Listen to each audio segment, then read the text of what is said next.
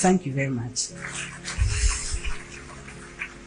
Distinguished ladies and gentlemen, today's onboarding and orientation program is an exciting milestone in Ghana's pursuit of economic transformation through enterprise development. We are making a statement that the nation is determined to invest in our young people, and the young people remain our greatest resource. Ladies and gentlemen, let us recognize His Excellency the President, John Dramani Mahama,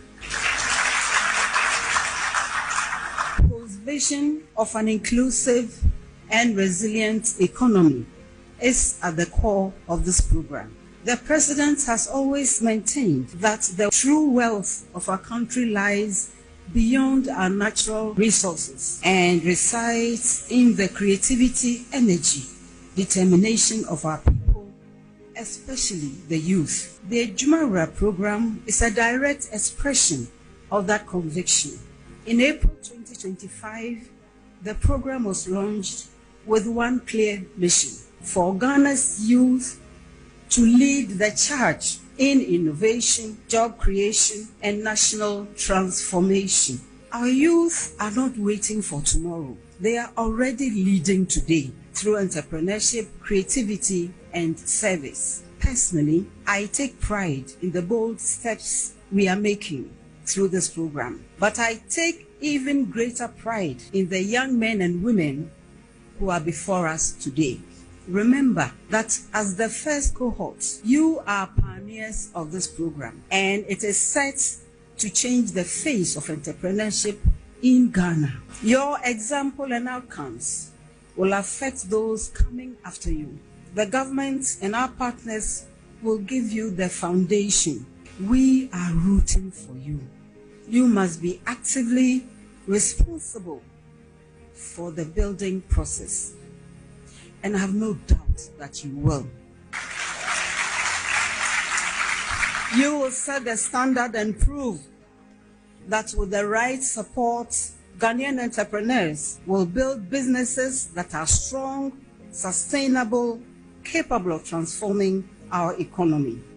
On behalf of our President John Dramani Mahama, the government and peoples of Ghana, I urge all of you not to lose sight of the gravity of this moment. Carry yourselves as trailblazers and build businesses that will provide for you and your families, employ others, solve community problems, and contribute to the national growth. Let us leave this venue with the conviction that every entrepreneur we empower today is taking an important step towards the Ghana we want. Thank you very much. May God bless our home.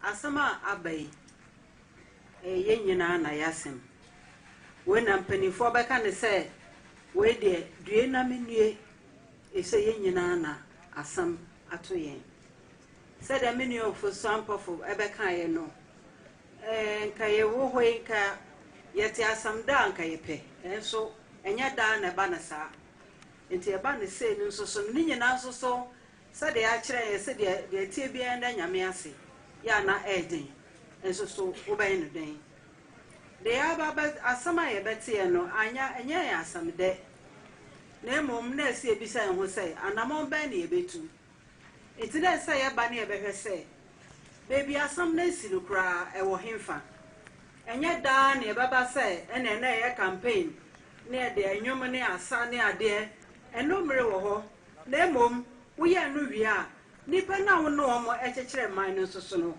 oha ben no mum amane ben na aba enti abaya we de ntuma bebo mo de ano na nyina ya bebom na ya kyeche ye ho ehwere na ya hwe nim se ye ko no sen menu amenesa oba ba kan bebre a eye nhyehyɛ a enye kusewan eye nhyehyɛ ya ye se de be ya edan a or how de timi ba to de bia obebo ho ban sen bibi timi ba na enti ahweye nso de ye ntimi nka se edoso emni bia na ye hwe ye boy ho ban kakra enti ye ro na ba ka enoma mo de atoto akwa mu ne ebesre na ye nyina ye moa na sa ohawi anka enko fom kra na nyira ese se dia mesesa kan obi nso na adwuma no na adwuma no so hu hia wanya se adwuma na ye be den enti na yenso ye wo aban mu na de ese se yenso ye ene se ohaw ban na wona kwan mu ena ekwan ban na ye befa so sa ohaw no ye be yiyi efiri ho enti ye besre mu eno ye betimi aye na ebedi mu no na gese maka ye ho yenim se bo baka ye ho so my brother minister ka bibi oho wo sha mo kai a enche bia na nya covid se kai ya kai ho yanka ye wo he ni encha mask ana nso kodru baby no na akwa se mask no wan ko sha na wo akra na wo hawo enti enyina yesua ahye ana me de ye mfato ho kakra me nkasa covid na embra baby akwa na enyina ho sa me makra bi na hano ya kan sanso so a ya ye adwuma wo nsuo no so no ya na esese ye shevers ki mpacho ka obi mfa bi life jacket ebi ana o te se me ka wonyanka o we ni beto baby me nhye ye besre pa ye pamucho ye nhye na ewo kwan a ebo nipa ho ban enti said am sister kan no say ensuo no so no you different kinds of transportation enti nka wo amoye trotro ena mo yobobo ya ne ade wo nsuo no so no ko bi betena mu a na ya hwe se o hyebi wo hye wudu a na wayi obi nso so ba na ono so so wa behye enti ho ne besre mu enti esese no so yetu ho anamo na kakakra we ewo hen de be ya bi mpo be ba beka ho de be ya won mo ye adwuma trotro wo ensuo nani no omso ombe nya bi na ebi ananka no bo na o fom ana bibisa nanka no so on the car no boat no obi aba na ono so wo ba behye na kire se de America no o hawa entisa anka empire na be yi ni se de America no na ye nyina na ebebo ama na yi eba ne se ya na nipa wonum asam kra asa asam ben na wo beka a wo bema obi anakoma ebutuo ne yam ada na yi ye ni bebre ka ne mo ne pesa mo te ne se oya na mo fam no enya mo kwa mo yawo na bibi nso ho ye du bebi a di nyame no bem di no ono no betimi amaye asomdwe a ye betimi ede atena ede aso enoma emu oduso nti ye besere ye nyina yanka mbom na sade mpanifo nso kanare chiche de ye gene nipa ho enti sa eto sa anto ato ye nyina ekwan bia e befa so wo baka bibi kakrampo ama obi re acheche Memo akwa aba the Bat TV XYZ so baby a wa wo hwe baby a wa wo tie power 97.9 FM wo hwe time na abo eye 326 pepepe in the studios of power 97.9 FM and a TV XYZ. Do you dey to the inside politics eye midweek edition eye the bro di amiri so eye Nicholas ya owusu Yorson obetumi Afra McKin Nicholas make out say Jumedi running from now cause he 5:55 and to baby a will be ano ene yentena na enseme go bamba so no yendi ho enkomo endedue and baby will be ano kaisha TVXYZ ye wo eye free to air digital platform no so ubetumi ahwe eye dwumadie bi oso eye free to air saso na ekọ multi TV Dwaboase audio channel no so ubetumi ahwe dwumadie bi na wetie bi oso na Radio XYZ anase Power 97.9 FM so eye Power FM no so ye didem sa wa the nation's capital Accra, some part of Ashanti, Eastern and Central regions of Ghana. Eastern mumina edidema no so omutie 97.9 megahertz. Ibiom wo community TV Dwaboase audio channel no so betumi etie Power FM wo so ye call Facebook and TikTok Power 979 FM wo betumi ahwe etie bi wo so saso na TVXYZ Ghana no so Facebook live ye wo so a wo betumi ahwe na wetie bi ye kwa YouTuber XYZ broadcasting and no see the dim sa wo no so betumi ahwe dwumadie na wetie bi kama pa na bibia etumi akọ enkansa ben fast the Piesie asida mo du enfe mo tweri ampo nyankopọ ene insukuku wo the nation's capital Okrah minim bibia wo hwe de but bibia wo sunsu to ya na nso anto and that nso ato won kranti efom adwiri no krom ayedin chese ye hwehwe wiwi no kama pa na bibia etumi akọ nkan abra lizi wa ha mi di se wakọhwe oledi etumi abakama until lizi etumi esiesie manim siesie me ho kama ma me ho tije pa jo nkati abogara mamenko MMC adem ho na menda the executive producer Mr. Kelvin Asante menda na siye papa ono no producer tedwumadi eti TV director Mr. Ralph Jampo ono so ha or director affairs kama wo MCR ho yebohu wo fa Peter Cranting Peter say ende no ho mfa no tiyenjeje ntobo na ene nko VR hospital yate yebehwa ya mo Peter yo Saso na yenua Abbas so ho Abbas ashamani a yewie usika de mi ti bida jo Abbas ono so na wakasa gentle sa Abbas wo ho mekwa sound a Mr. Emmanuel Kisi ye say your friend na natirimu de hene ko de hye enti no so ho no ma sound no ebayi me ba studios main studios ankasa wo be hu me Kofida boy na mba ne friend Frankie na nitirimu aye ne de so me kwa assembly a me twa ye mamhwe no so sa na oka wo ba wo be hu Francis wa ha Francis a friend of Francis akamenko nti ono ate ase yo ediso ha wili apon wili apon nti okọ nti edietene no menua ba lizi eso ha on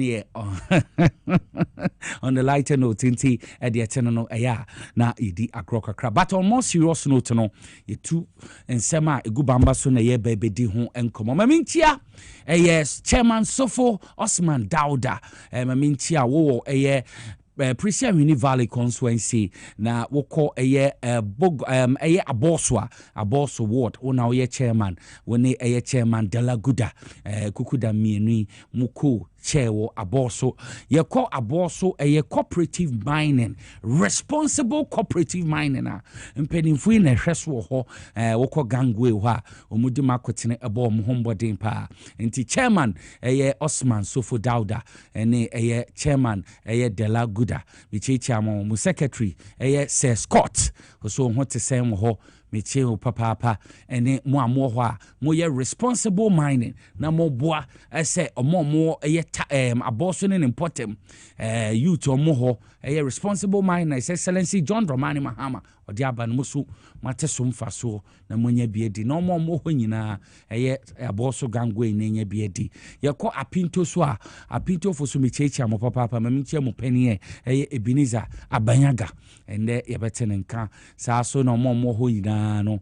yechechi amo papa Ebenezer Abanyaga ne dom mo ho tesem mo ho mo amo apinto fo nyina mamemfa ntia kese emfe mamo na yekota kwaso atakwanso ayi so mechechi a chairman Danlad constituency chairman saa so na Isa Taylor, member of parliament, the Matakwafu Yechichi and Papa, and Jata, Takwa Jata, Yamamuina, so a month for programming the agro, Sinamashada, Ajimbra, metia mo no na eduru ha na mo hwɛ saa na kyese bibie tumi akonkan bibie wu tima memfa nti akese emfa ma mu nyina na on more serious note ye be call ensebe gu bamba so no na yedi enkomo yi papa na ye bedi nkomo na ye hwɛ Madina District Court and they omo a discharge Daniel Owusu Kranting minim say Peter Nuadea Daniel Owusu Kranting omo discharge no or lead suspect wo murder case a baye investigative journalist and a friend no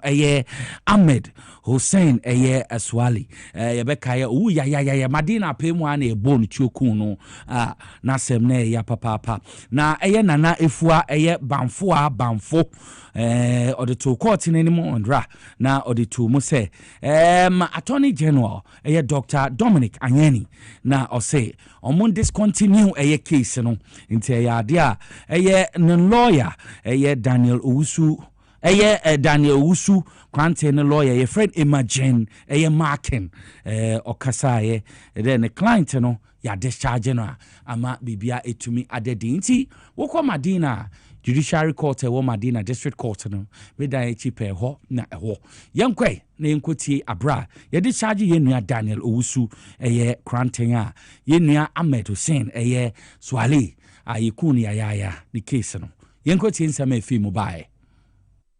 We are actually a team of lawyers. We are about 5 lawyers handling Daniel Owusu Kranting, different aspects of his matter. And it was a very difficult period, knowing fully well that certain allegations were made, and then you know that no, it cannot be. Because I know this person, I saw him here, we did this was done, so how can this be? Especially with the accusation that he was out of the country. That was one issue that we were like, this man was here. He's been in all our offices for years. We are handling matters for him in court. We have personally given him vehicles to go and people to go to meetings with government institutions. He works closely with the police. I have been there with him in police stations, several police stations. So, and he has traveled in and out of the country in where I'm away. In fact, in 2024, I think it was about 4 times. We have all these things to prove that this person was never and could never be a fugitive of justice. I think in the last part, he was invited, and I had an emergency, so we could not appear. I mean, shortly after he was arrested. Yes, I think that was also a small lapse on our part that has cost this gentleman quite a lot. So when I say it's a bittersweet moment, because of, I mean, even after after the arrest and after his bail, he's even having to seek medical attention.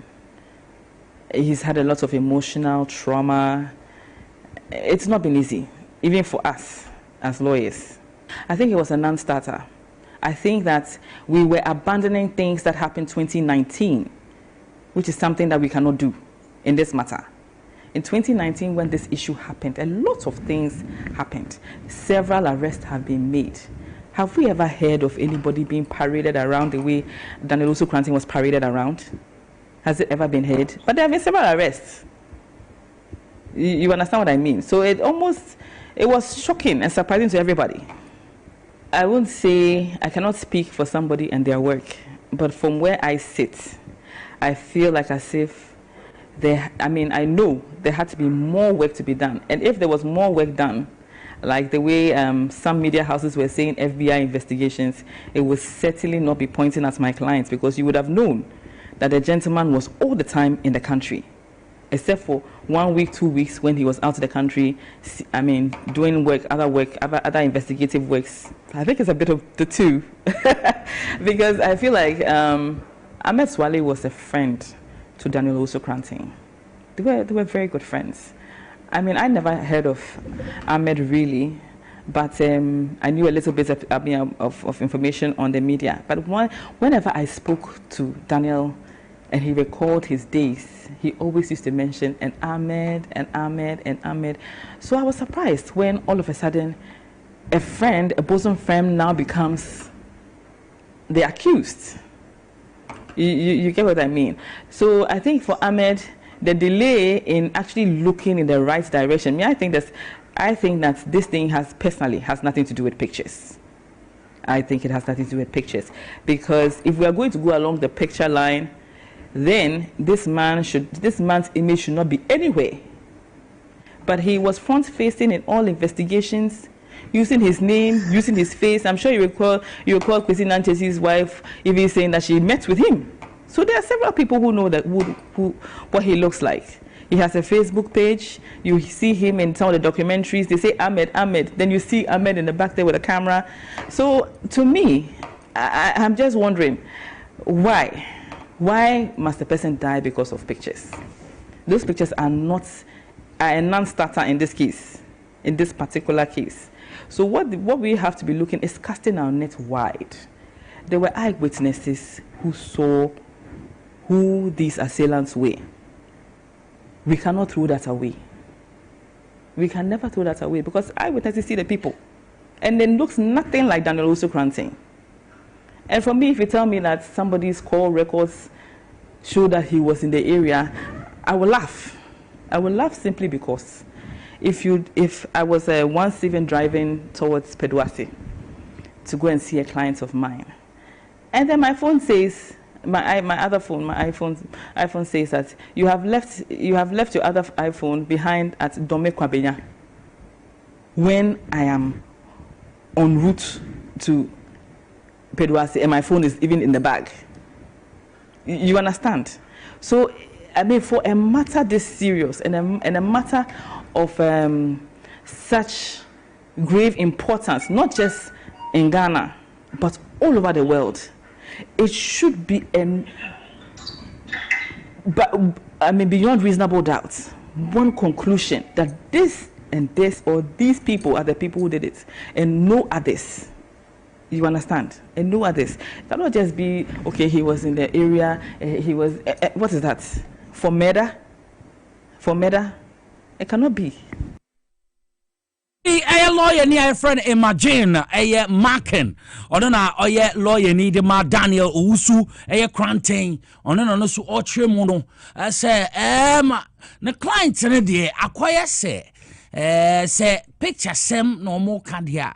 Ya de chair no wetie nipa bebre so e bi na Kwesi Okrah cross a guy no we hone da no anti entumi nye so li say na da ni nipa no the client na enam no so ma nipa na ewu anase sei ti betumi aye nipa bebre na no mudi bone no anti asem no esi ade attorney general se yembongu anase yenja ye kirede anti ma abano no lawyer no so atre na drain na yegu nsami so kan na private legal practitioner your friend Martin Pebu mecheche opapa ono so provide a legal clarification regarding the charge of the suspect efa no amaswali ho nsem no ni wo ye no na so wakasa fa ho o say the charge no enya de final acquittal and state na say omayi omunse fi ho yankan sa enya de final acquittal nti enya de state na yi omonsa ede afi asem no ho eya de still no say bibi ba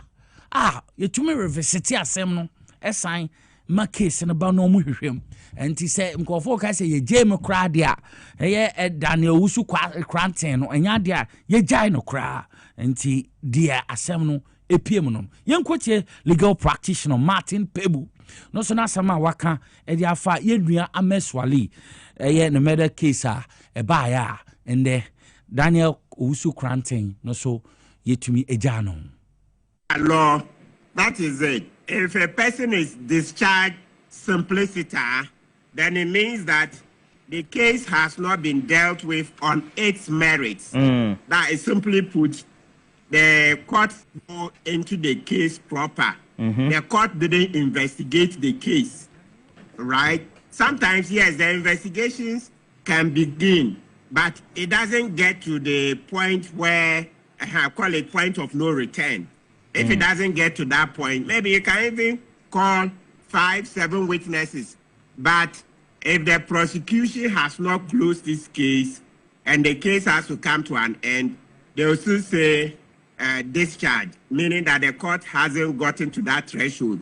But if, let's say, the close his case, that one they cannot say discharge. Of course, there's always a right to enter nolle prosequi before the judge rules. But that's not what we are dealing with here. Just to keep it simple here, the court has not gone into the merits of the case. The court has not listened to the witnesses. The people who said it is Mr. Okrah who was behind it. The court has not heard them. So once the court has not heard them and has to cancel the case, the AG said that they will cancel the case because of the insufficient evidence. Then that's it. Anytime they find the right evidence, they can return. And then the voice of a Martin Pebu or a private legal practitioner. And then also church room say, Bema yenya adwene say ebi asem ye twem kra. Emo ma say ye betumi a revisit it. And it say wuti anka say oh, ameswale eye ne murder case no ye twem kra ne de enye sa. Asem ne yade a ye betumi asan atwe aba biom. To be anka na kumantu enya de a ya bo egu kra ye jema to kra. Enti ono so Nentrasiye no. Sasana eye Solomon Owusu ye senior communicator for Movement for Change. No so aka say asem no eye ne den. Say obeka say Ghana police ade a omuntumi nko asem no bottom asem nankasa na sepa no of the issue because how asem na ye no ade a Ayen bibi ho. Momentie Mr. Samuel Owusu no so na some of the two Jamra. When I heard Kennedy Japan do what he did in terms of calling out Ameswale, I wasn't happy. Because no matter how you disagree with anybody, you cannot court hatred for the person. Yes, there is no evidence that it was Kennedy Japan that killed him. The police has not established that. But let me say that some of these things, the Ghana Police Service is the institution that is letting us down. And they cannot convince me sitting down here that Ghana as a small country, Accra as a very small city, something of this sort happens and you tell me since 2019 you have not gotten closer to the murderers. That cannot be something I'll be proud of. Remember you were in this country in 1998 when Osu Setreke and Ninja. You remember the Taekwondo guy and the police officer who wasn't buried. Exactly. Together with Jerry Wonu Tola. They were killed, buried, but the police administration was able to establish where he was. The two were buried. The Ghana Police Service, if they want to be professional, they will be professional. Some of these things, in their own interest, they sit on it. You must call them out. We have had an MP in this country, JB Edu, what's the name? JB Dankwa, killed like a chicken. And as we speak, we don't know the perpetrator of that heinous crime. What are you talking about? If people like this are dying and we cannot apprehend the culprits, then, Roland, what happens to some of us? Because every day we are on television doing advocacy, doing activism. Then, because you said something that is not good for you anyway, death is one, you can do whatever. But the point is that when you are not able to assure the public that something of this sort, the police administration will be able to go closer into it and then get the culprits arrested. Mr. Samuel Owusu, Solomon Owusu, Mr. Solomon Owusu, the 10 and Kano, a senior communicator, the man Movement for Change. On also trying to dream for Ameswale in the medical case in home, and on not watch him say, what's some of the but I feel so there, police to be delving into this case, bottom no pa, na and 7 Tibiano, or Mutume Treba, and no, I made him say, and I'm in a Martin Pebu, lawyer, a yard, say.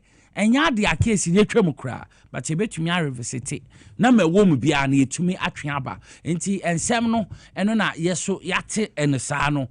Tea, Ghana phone call Macuman to him, and yard the police had that so investigation or madasso. Still no mugusu with him, and yes, said, also be a biumba, ya beba Kennedy Japon, one who so on this baby drum brainy ma. Ya no mo baba na o mo begina brainim enti ma econo ebiom ye kwani ma na eye some illegal miners eno so o mo ha ye papa me fi western region anti se bibi koswo western regional and ansio bi a western regional ye no no ibi mo se na hame ibi se ankobra ibi se bia ibi se river pra me no pra Western region ebi mu ye niam bi anya ye ka ho asem na blue water gas omo team no omo stop roadside ehun se eye kofu bi ye surface mining galam say omo say ifom omo say eye nsase omo tu fom agudie ni ade we ni na friend surface mining omo tu nsase ne ye ne basase no omo gina ho na omo stop no omo ko say eye mining equipment ahroa no omo use nsi omo use ni and I say asase omo say ni eben river and cobra and na hadwini papa in the western region ti eno na tax force ni ejina no ma ko ho a omo say niam omo use nti won hwe river and cobra na yehu no a omo tumi ase na cobra river obi onim and cobra ha wetin yen hwe ma ani aye abandada na abre mo ma say na abesinde amansue ni nte na minim say His Excellency John Dramani Mahama na juma obo niam oye no betumi aboa ma yetumi ama river bodies and streams are running na ate anti ma task force no blue water gas no ono no matumi akodi juma me fe ye papa o ma se niam no adwene because we call western region wona ma memfi area ho a ekwa ho pay o we enye nchen o ekwa ho pay na omo say yensuo omo ye niam eche adwene ntwe yi anti ade niam omo ye na nkwaye na ntwaye kura wo sa niam ehu anti we ade eno so etumi akoso wo mancobra nsuo ne nchempe anti river ancobra ne hu ne sa no ne nchempe o na nkofu sensuo na mayade blue water gas team no ayade so omotumi akọ na makotumi akose sa nkofu niam monhwe ya sase o masɛ no nsase o ni nyina no blame ne sa surface mining ni wo hwe mo ya underground mining ni ade a unhu sa niam enso surface mining na besɛ yen kwaye abesɛ yen sase eno na ama abane sayo enti sɛ ye hwa na ye hu nsunsanso a anase ewo underground mining nim omo na underground mining no na omo ye surface mining cause underground hakra no ya say oye mining and so we mo de omo tu nsase ne se no bubu ye nua ha dwenti ye beka se ye nua no ma omo wo blue water gas no omo abo adwuma papa omo abo adwuma papa na ye nhwe ma ne nsei na mo so no so adwuma mate so omo eastern region apem ho obi bia o ye illegal mining o say ye nsuo o say ye forest na mo so no so adwuma ye pa but o say ye who different between underground mining ne omo ye surface mining no surface mining for na say ye nsase say ye nkwaye nti say wo hwe bibisa de ete no ade o madi ewuo na o ma say ye niam pa na adwuma so omo bo no ade a eso ani na ema bibia tumi ekonkan papa nti yekwa ani ma de ete no His Excellency John Dramani Mahama kopiem China na kopiem China the first lady mepese ye behwe kasamfonyin no ya ye die so man no ye ne China nyankofa ne mbo bi ehi o metumi di aboa nti we kopiem a oboa na omo so aboa me etu aresete eye oman Ghana mepese ye bekwa akohwe sa kasamfonyin no aba ye ba ma hu bi aso ye de ato aso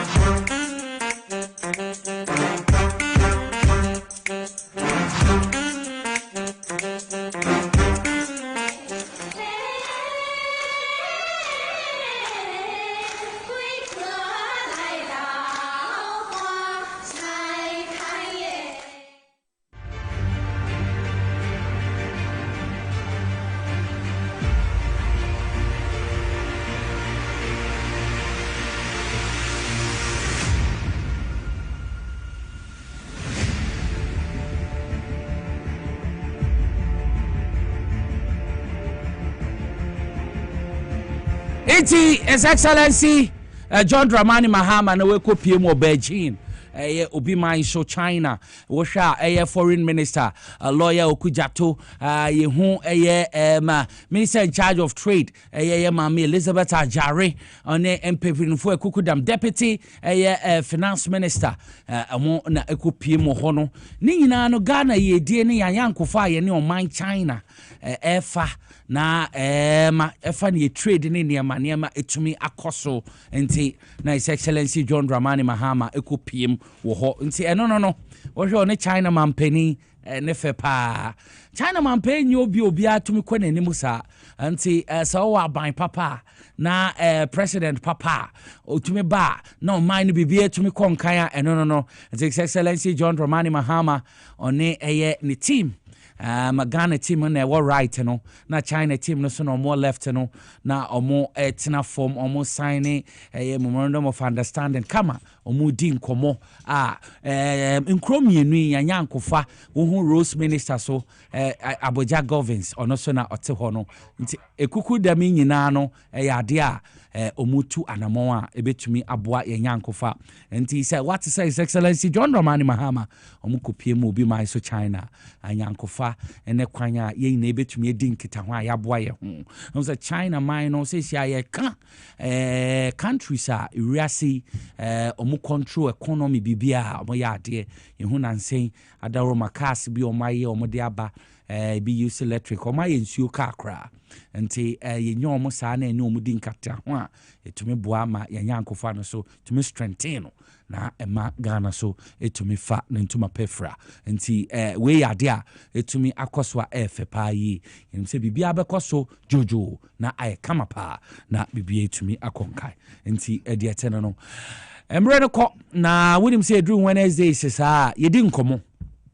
na yedi nkomo dia na yene eye Power Specialist Herbal Hospital for ebedi nkomo Power Specialist Herbal Hospital ohin yere Dr. Akosia Duya ano na odano na ye ban kran so a ye be hu Dr. Ohineba enti make us say what TV na say ohun say ohin yere edu aya no odase no na Dr. Ohineba so no wo fia ha ye ne no bedi enkomo anti adiateno no feyase edu aya junction opposite Jezebel filling station and Kumasi ne importem no kwabenya power bus stop ACP road between Pukwase and Kwabenya ansa na Takrade branch me amedim Anaji estate adjacent Anaji MA primary school almost omo kama pa omo live care omo Herberton live care no to me ebo ye live ho ban Herberton so ebusi immune system sa so na ye wo SK subu adwuma ye wo Malamix your Malamix and also adwuma ye tonic edu aya tonic no so about tonic no so ebo numansana GKG and then Mr. Asantemo omo papa yo ansana your cough care on stubborn ewa ono so unyabia eboye anti adiatene no mama Dr. Ohineba Kwaba na me will be on fair my Dr. Kwaba ye nyamini bibi aboko die and that what the fufuru bia ba bama na powder ointment yes and we jonku okoye adwumaden aba ho ya wo ya onya dware wie na de bitwitwi o de besra no ano no Doctor, over to you. Me da say ebusia ya mu Akwaba power tambre aso Power Specialist Herbal Hospital yadin chefi as Dr. Penya or the hospital na Dr. Akosia Adu Ayaho the mobi bia ojebre na ohwe power time there bia yensima ka nyina ne say adansidi papa enkrofo difa power ho TV so radio so internet ne bia hodo no won so be ka adansidi for no bi Power Specialist Herbal Hospital dodona friend last stop yo Kumasi won cry na ye water crade Kumasi ofiyase ye ni Jezebel filling station di enhwanimu wo aputo ja contrase kwan ne so Lake Road ene yewo akra wo kwabenya ACP kwansa ne block factory no edi enhwanimu na fi takrade yewo Anaji Estate Customs Road ye ne single washing bay no so edi enhwanimu numbers miensa ena ye de eye adwuma wo fremu bia branch na eben no na yama direction na okọ akwaje ayaresa numbers ne 0555 7978 38 0200 38 38 31 and 0244 54 44 22 Monday to Saturdays and your day juma Sunday penny da juma even holidays ya juma e ya branches ni nyinamu ti ba bia wo bia ya de bia wo de anante abre ya de bia wabo ho ka abre wo chinchin wonu munura ama sesi wa ba mu obu eyo so ya de we de no ana du ko wo mu a mesro ba bia sese odu ani kire hospital ba ko pe sese wo ko na unya wa yaresa eye power specialist about hospital intina dodo na afa last stop on fire de ne ma ensan fa nko sentini se wo ba ye be make sure say ade pote pa ko so ni padua ni mu no ye be hwe the cause of symptoms na wo de aba no de ama ko kata so wuntumi na de ama so tia na ete de ama oni padua mu wuntini mu atwetwon wo ba power ye be hwe ni nyina enti say ade bia wo de achini bia an mesro Fabra Power Specialist about hospital. Oh, share power time. What test hepatitis B positive? And share the muna insu. And tinafie ema ya deno enku. Say ya ukunu, say ya wiri, say ya oba, say ya uniebi. Fabra Power Specialist about hospital. E di ba kupe, baby ba kupe, hospital ba kupe, aye wodro, aye di 2 hepatitis B ya deno wase. Baby wako se be manage. We de beso sa no kaka no Power Specialist about hospital nyankopon ama doctor akosia eduoya eduro aye de saya de we etu ase efri mogya mu ye nka no ano sa keke ye wadansidie ni pedi adanse pi edoso amano ne Ghana awoda hodo ya gene Ghana ni amano no eye pi sauba Power Specialist about hospital nyasa waka sa hepatitis no ani amu aduro ye be ye profile na confirm sa empire na wo ho.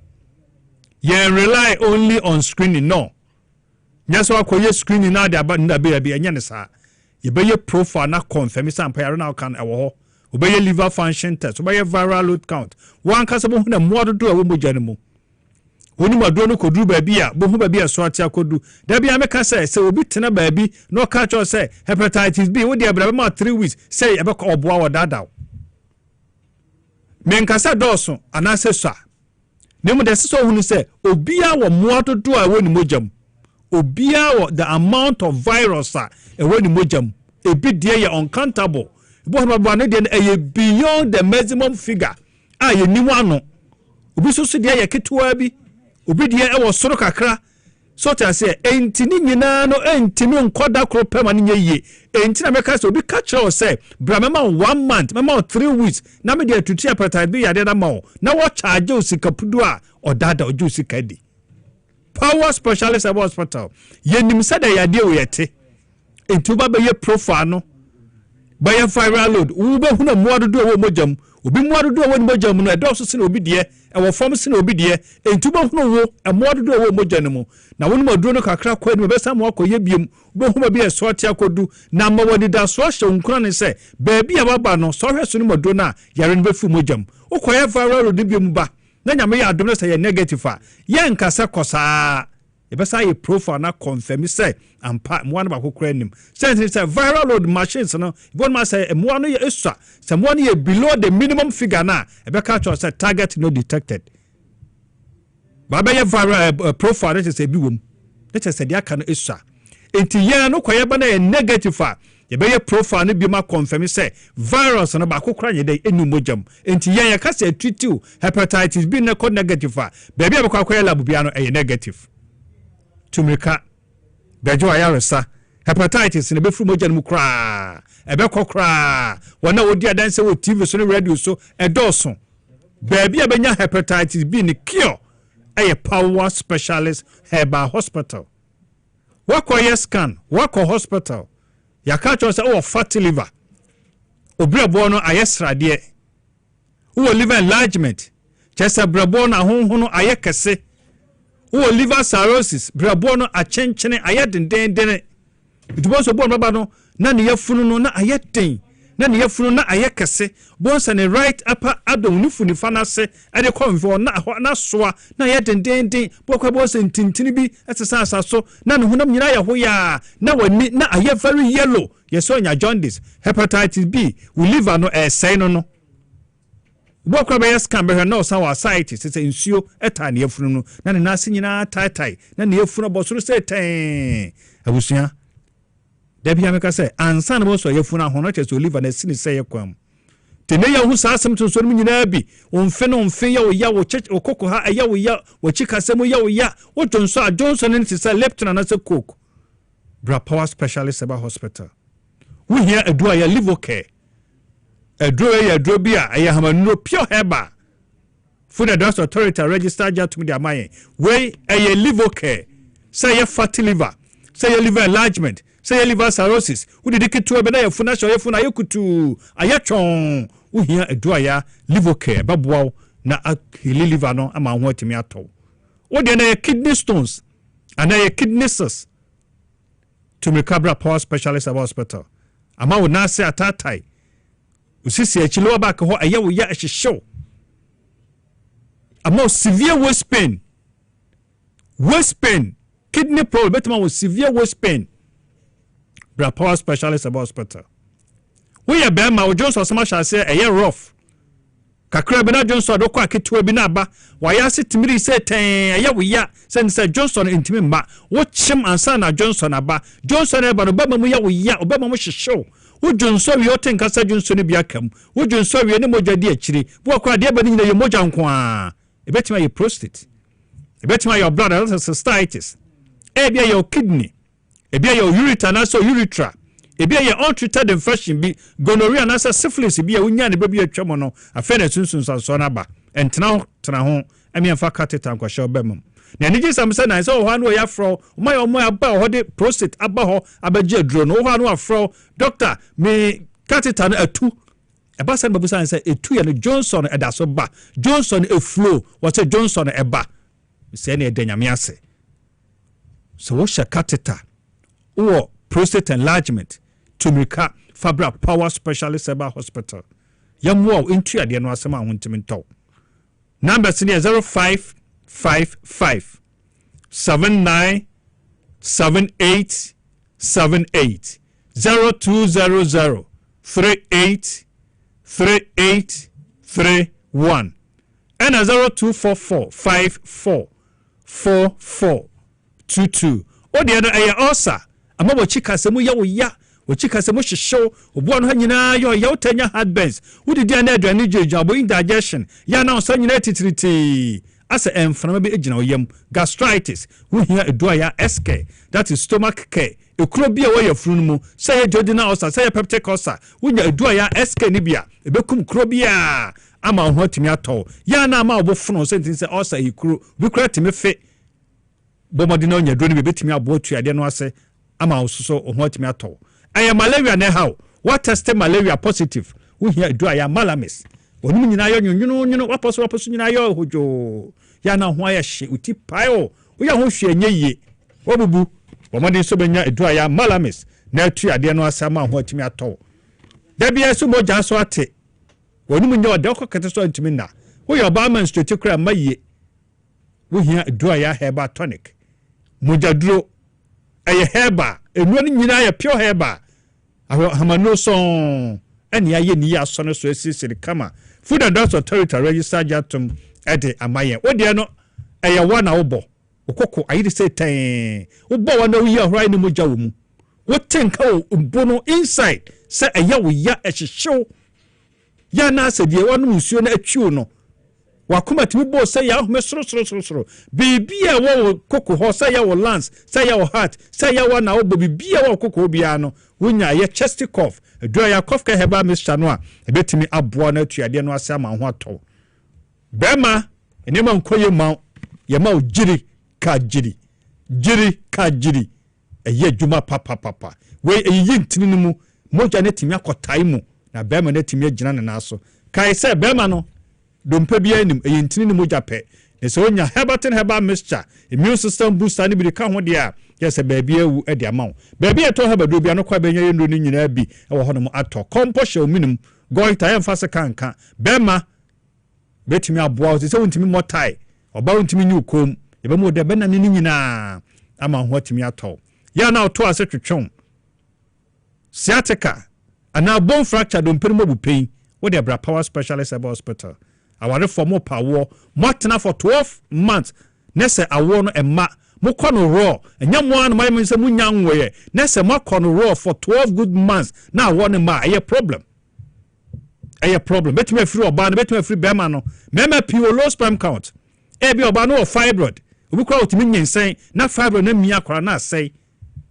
oba be hwe ni nyina ma wo variances untimi ntukosua no kwa ye peche enye macho se betime aye ba obi kwa so semingitis inflammation of the fallopian tube tube no wasisi entukosua ni ntimi enkohia bema no sperm no ama wontimi ma ni nyina no ba be hwe ni aboa mu ama power bi se nya no Ghana no muso bi asom so yade bi ha obi a ye ntimi anka ho asam no wo de fabra power specialist herbal hospital ye wo Kumasi won kran ena ye water kwado kotodwo ho ana ho no ye si nsuo gyina no wakotwe na asan ba be kyekira ma 2-3 times afi wan kasa timi gyina so pampa bo ne wonum ene me de ba no doso be hwe sare ma ni nyina ni ama so so ani atumi age Kumasi ofiyase ye ni Jasper Flint station ni di enhwene mu wo aputu oja contrast kwan no so Lake Road na ye wo Accra wo kwabenya ACP kwan so ne block factory no edi enhwene mu na Takrade ye wo Anaje Estate Customs Road ye ne single washing bay no di enhwene mu frey 0555 79 78 78 0200 38 3831 and 0244 54 4422. Now your ointment ne de wakoye adwuade na ba wonya bi srasra odware wonya bi srasra woto ha uti da kama nyame ya aduma da sene sabre yanso ye be side apobde ho nsam no abro Mamenda doctor Hirabase bebre so the apomde hon komo e de brain nti omundru ne de woko kan hia doctor me boana yes woko kan hia wo sebe kani na bi powder we so se wo jonku se wo honam ye wo ya ointment wo de sasa ebe boye papa nti pe bi echi akwan na ye ne sama me wo behwe baga Francis de bia ya hwe ni obebri herbal shop oni fie ma me kwaja aboafo nkrato na me ba me ho bia so ye de to also inside politics you made any you from King Nicholas me ba say sia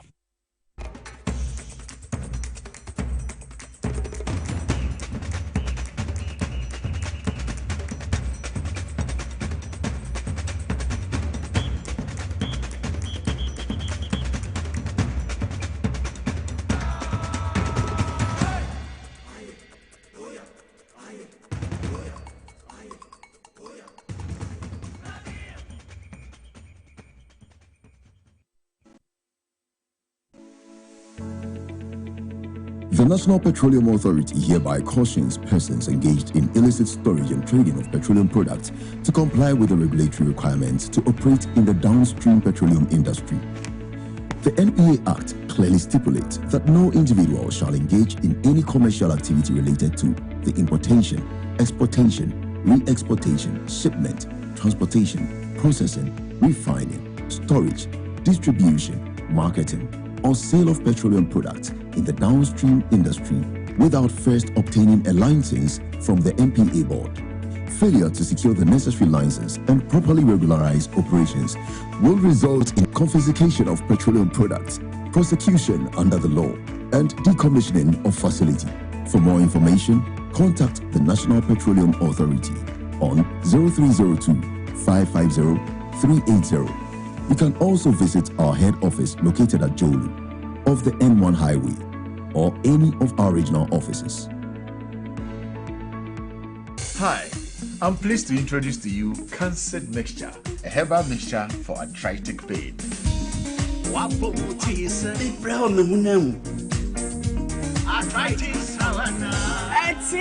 me.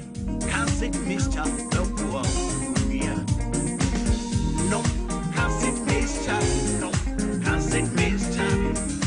Yerba Biara no drew Morio ya or arthritis, Cancer mixture. Obey your juma when you put it inside. I'm a pencil grand. Enti fidwe biena menu. Onya mapifo, enya batena woma hono menu fu. First baby amofra hono sanka. Se nya nsusuanu boni biara ko hu doctor. Ana report for FDA Med Safety app no do. Enkratui FDA app no do. Hi. Now let me tell you about Safari Valley Eco Resort, the first of its kind in West Africa. Upon your arrival, you are introduced to your butler, who plans your itinerary. We were surrounded by wildlife from the moment we entered the eco park. So many activities, all in the same premises. Visit the gym or the stables, they have it all. At my break, I'm able to practice my putting. We also went fishing on a man-made canal. Our tour guides taught us so much about the wildlife and how to interact with them. They used only electric vehicles here. This creates a serene environment. I'm told it's over 1,000 acres. My cabin here sits on 2 acres with a large terrace space overlooking my private swimming pool. Now this is royalty. They have their own farms, thousands of fruit trees. I can also have my lunch here at the waterfall. Quite a beautiful place you have here. Visit Safari Valley Eco Resort in Ghana, bringing you closer to nature.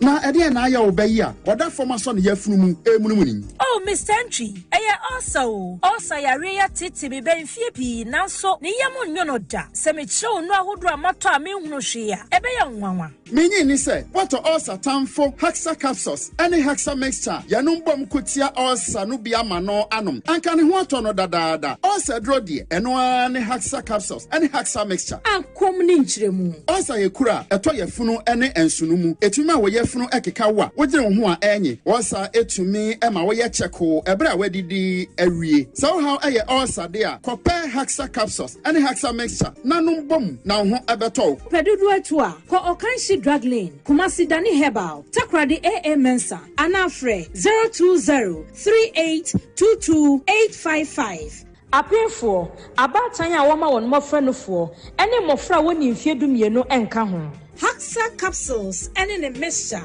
ulcer tamfo ebie age adwade nkrato yi atom. The serene environment fits into the goal of the school, which is simply to provide excellent educational foundation for your ward's development before they commence primary education. At first glance, clearly you will see why the school is called Hebron Hills International School, as the building stands tall overlooking town. With a Montessori style, we have experienced and dedicated staff and trained teachers. Our small sizes classrooms are meant to enhance teacher-focused approach where children get one-on-one attention from the teacher. Hello there. We are open at 7:30 a.m. and school closes at 2:30 p.m. After school care is from 4 p.m. to 6 p.m., while early drop-off can be arranged at 6 a.m. Hebron Hills International School is located at Midye off the Nsawam Road. Locate us with GP postcode GW0688 Ga West and GPS code 06884870. You can contact the school and make further inquiries on 050-876-2375 or call the office directly on 0302-918768. Email us at hebronhills.school@gmail.com. Hebron Hills International School. Excel and shine.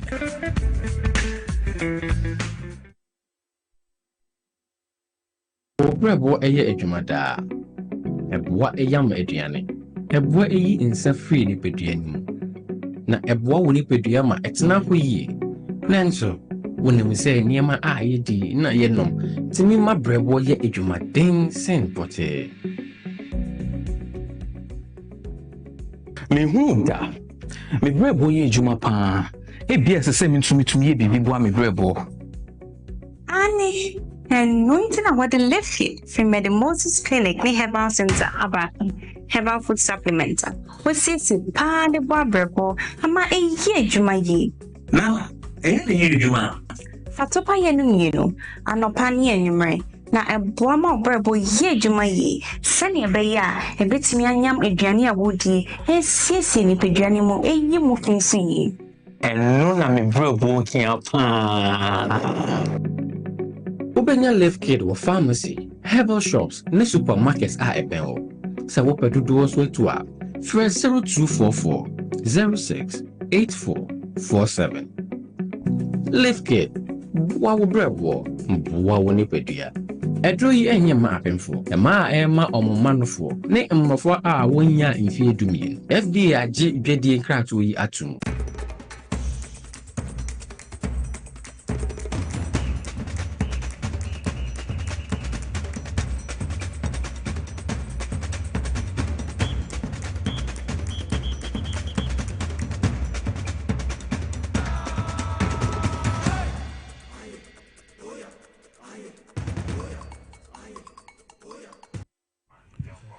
Mesamo akwa bebiom the Bat TV XYZ so baby awa wo hwe bibia wa utie power 97.9 FM so in chiake se enkomo ye koya ya san aba na ene dwumedia ye bedino ende ni na agina eye galamsey illegal mining ni omo ye mining papa and then common gina eye cooperative mining omo dwuma omo di meyi kasamfonyini ahro ma wahwe na wehu cooperative mining omo so dwuma omo di na wehu omo so omo ye illegal mining galamsey futi through surface mining omo say yenkwaya ni adenso yehu dwuma ye di and the opeyin yensa beka na wa ha eye Mr. John Afo ye head of communication the responsible cooperative mining omo secretariat no fi aba meni bedu edwuma saso na eye Ebenezer eye Agbanyaga ono so or cooperative mining odim akotene wo cooperative hini valley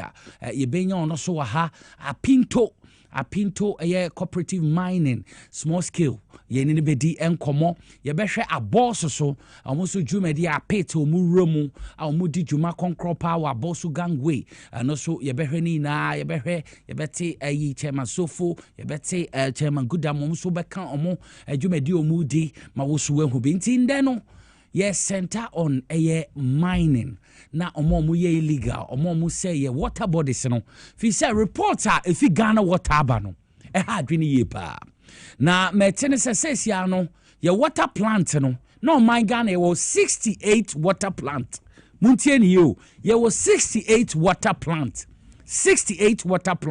me no ka say 10 water plant pe na ye adwuma 10 water plant na ye adwuma had ye 5 wo Volta region 5 so opon ye adwuma galamsey no etumi asay insuo mo say yes surface mining say yensu asay ni nyina enti planting ye adwuma nye yi enti 68 no 10 pe na ye adwuma mepa say beko na yakohwe sa kasamfoyin no na yetie nkoma mpanifo bi aka afa ho ye ba me na ekukudam na eji nkonya atena so ha na yedi nkomo me ba sesi a yankonkɔhwe ma akoso abra 68 water plant 10 pe 5 opon 5 so Volta rate na ye adwuma yentie na ye hwemra is on the verge of being shut down but we carry out some dredging works recently to desilt the dam. So that one is not off yet. We still producing. And Roland, if you divide Ghana by using Greater Accra as a divisional line up to the top, but not using Eastern region, but you are using Eastern corridor, okay, up to Akosombo, to your right to Oti. These are the only places that we are not having problems as far as pollution of the water is concerned. Every other place, Ghana Water is having challenges in not dealing with stability of the water. So again, just take from your studio there, and then you are driving towards Volta region, and you drive all the way. Let's also assume that there is a road that cuts through the Krobo areas, and so you get through to Krobo land, and then you flip to the top, but you tilted to the Volta region side, all the way, making sure that Volta River is there. I'm just trying to tell you that the only river we have in Ghana now is Volta River. The rest is polluted all over the place. Okay. Upper East, Upper West are also having their fair share gradually black water is having its fair share of pollution all over the place. Yeah. So in all, we have 86 systems, I should call it. About 23 of them is borehole, so we take that one out. But the rest are all treatment plants.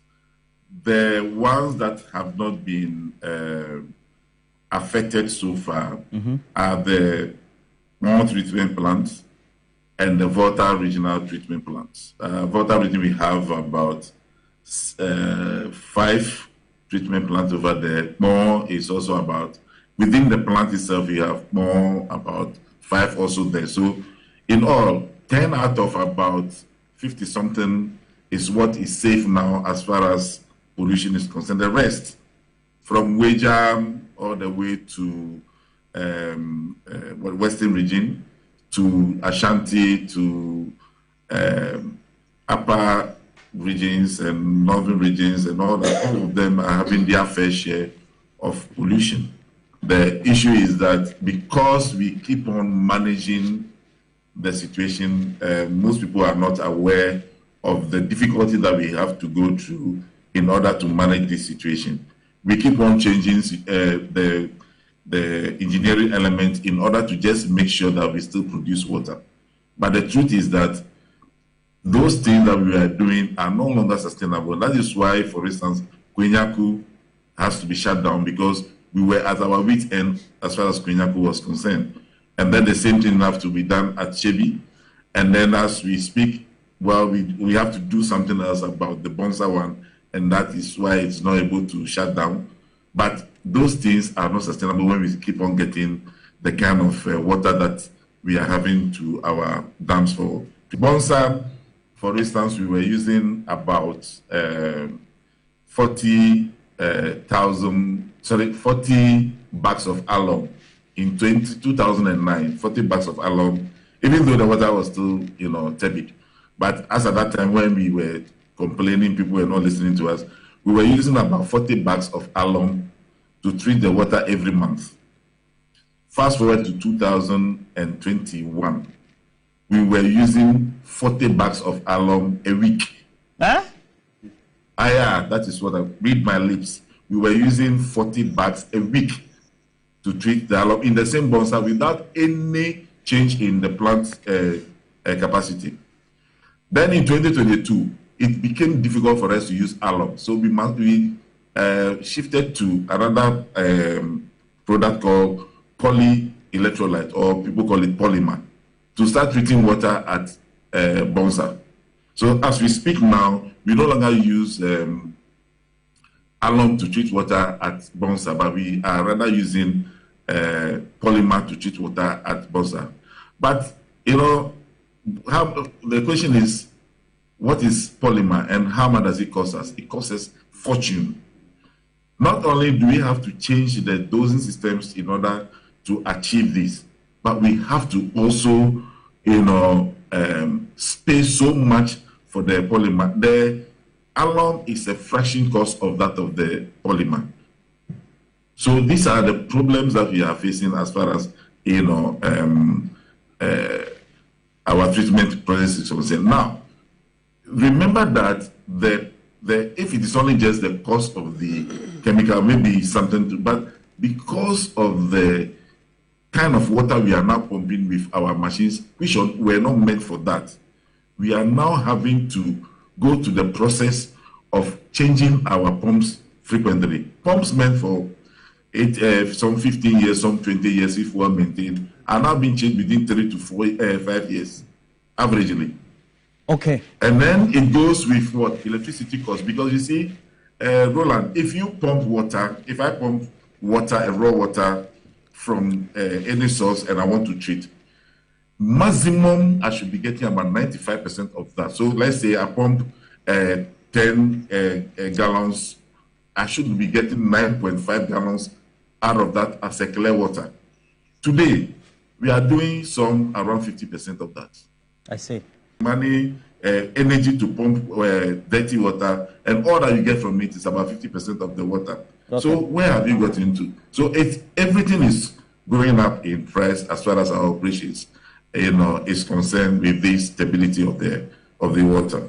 Annually, as we speak, Ghana Water Company is doing about some 350 million cedis on chemicals alone. 350 million cedis, and out of that, 310 million out of that is for coagulants. 310 million out of that is for coagulants. No, if you take it that in water basin, where the water is clearer, where we don't use coagulants at all, it means that if we were not having such a high turbidity, we would have been saving ourselves some 310 million cedis. Or if even there is some little turbidity we have to produce, maybe we wouldn't have spent up to about 300 million cedis on coagulant alone. So that is how you should be looking at it. Because in water region and in pond systems, we don't dose coagulants. We just pump the water, filter, and then disinfect, and then we give it to you. So we don't have any coagulation process over there. It also makes, if you want to set up a plant, it makes the plant setup very easy and cheaper, so that we don't have to spend a lot. If you have to set up a plant that would introduce coagulation processes, it makes it more expensive and even difficult to operate. So the source water has a lot to do with how we go about producing water and how we go about cutting down costs on our production so that people can get water almost for free to drink. Some of the system that we have stopped mostly from central and western region where the stability or the distance is so high, central, western and eastern regions. These areas, most of them we are using poly-electrolyte, and also in part of Ashanti region we are using poly-electrolyte rather than the alum. The process that we go through to treat the water for you is what I first described. Is coagulation, filtration, disinfection. Okay. Now the coagulation process is just to introduce any of these two chemicals I spoke about into the water, so that it will draw down the suspended particles, so that we can get a clearer water to filter. And then after the filtration, we disinfect. Now, what we have done so far and what we have been doing with all other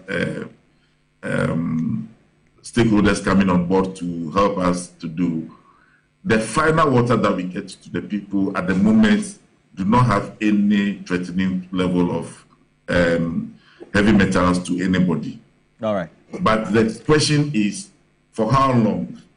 Okay. And how sooner are we going to get to that level? Thank you. Good news is that at Ghana Water, we have, what do you call it,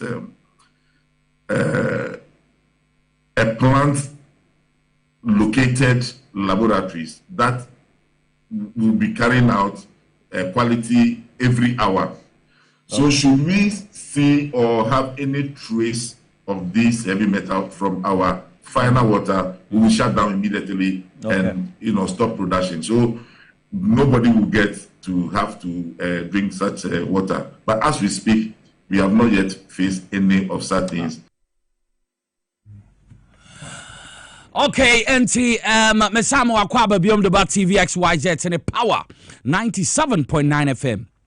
Miraho, fi say wo hwe ekasam foyin a ye hu a e ade a e ha adwene ye papa obabi sasa de ntina e ha adwene wo hwe ye water plant a ye wo 68 a Ghana water for use na omde hwe ma twinsuo ma ye me ye nom ye de ye ade na make say 58 I say anase 58 into me nye adwuma bio because insunani no I say I make say eye 10 penny a year juma 5 wo pon na eye 5 is wo volta region e ho na insunanity entia say no eye juma na ha adwene we was wo hwe how illegal mining to surface mining for no how we mu see say insuo na e ha adwene ansa e bedi juma entia wo hui ma omo ye bi e ben e ya Ankobra river me yi che o ma waswo hwe hui make us a blue water guard akose omo nema and they be din komo ya share a difference in between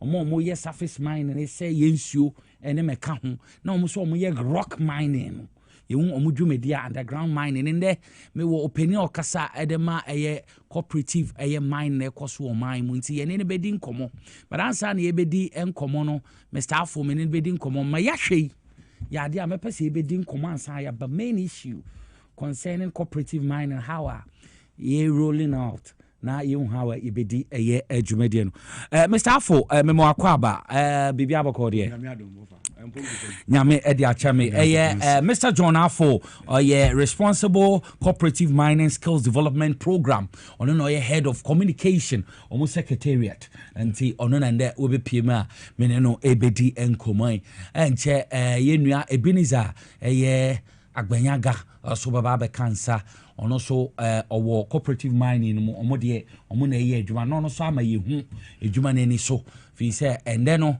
ehia pa say be hu adwuma na ni so ho aso a ye be yi mfonyina ma wo so ahwe be hu chairman Sofo Osman Dauda mo ene gudamo omo so be kasa afa ho aboso ni ade underground mine kwan mo fa so ye be hu ni na ende mo akwa ababiem oyi over no achi yo me jiri say say kasamfoina ye hwe ye yemfa nasema ye nuanum ye sister station TV3 omo no mo grant interview na wutie Ghana Water Company Limited how make us say 68 water plant machines omo de ye adwuma na 58 assay and I say to me operate because of yensune ni assay na 10 pay ye adwuma wo pon ene voter rate no ka ho sen yo wofa say medawase na echia omo mo hwen ewiabri na omo mo so mutie radio so ni online social media na mechia ye honorable minister honorable Amakofiboa obo ejuma papa na mechia Frank Pedro we are under the ministry no yeah we are under the Ministry of Lands and Natural Resources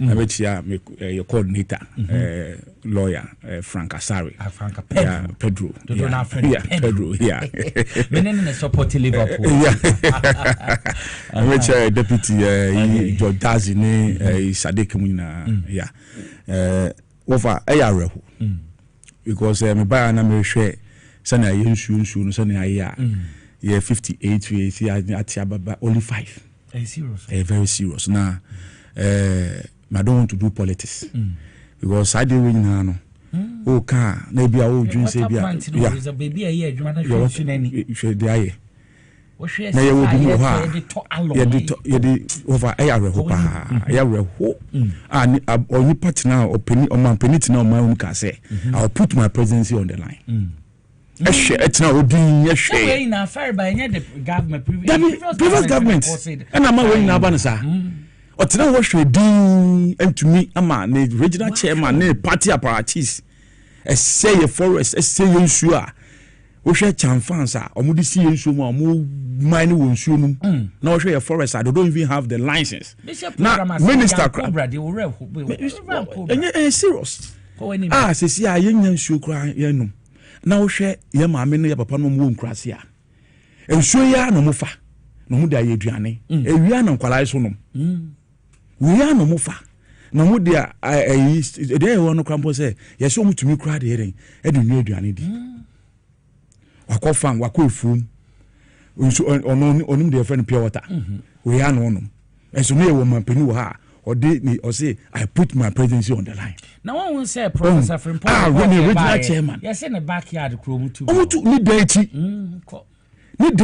na wo original chairman he doesn't even have the license to enter into the forest otumi ko the minister the sector minister kra onu kra so so oberen obetumi akoshen no because oya ebeyi no onto so protecting the position so kana no too you have the police the IGP you have the CID ya reporter omodi akwa they sat on the report want to me kra ntumi anka wasema ye say you show no forest say no must say ho kra na say ahwe Cape 3 the namus for koya omuka fa nkofo ya etichi nkofo ya de omubai nti wo fa ya reho sisi a wo hwe last 3 days me ko ayensu okay ayensu ano eastern region na wo hwe river ayensu na wo hwe de we aye wofa me gyina ho enina say ya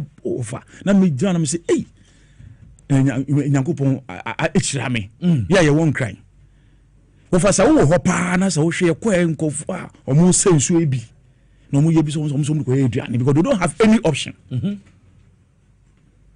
wofa they don't have any option ti e ba ne sana ye na media no e kan na wonfo say bi a 10 months omo ye fi say 8 years ago na people were mining irresponsibly they were mining in the water bodies, they were mining in the forest without license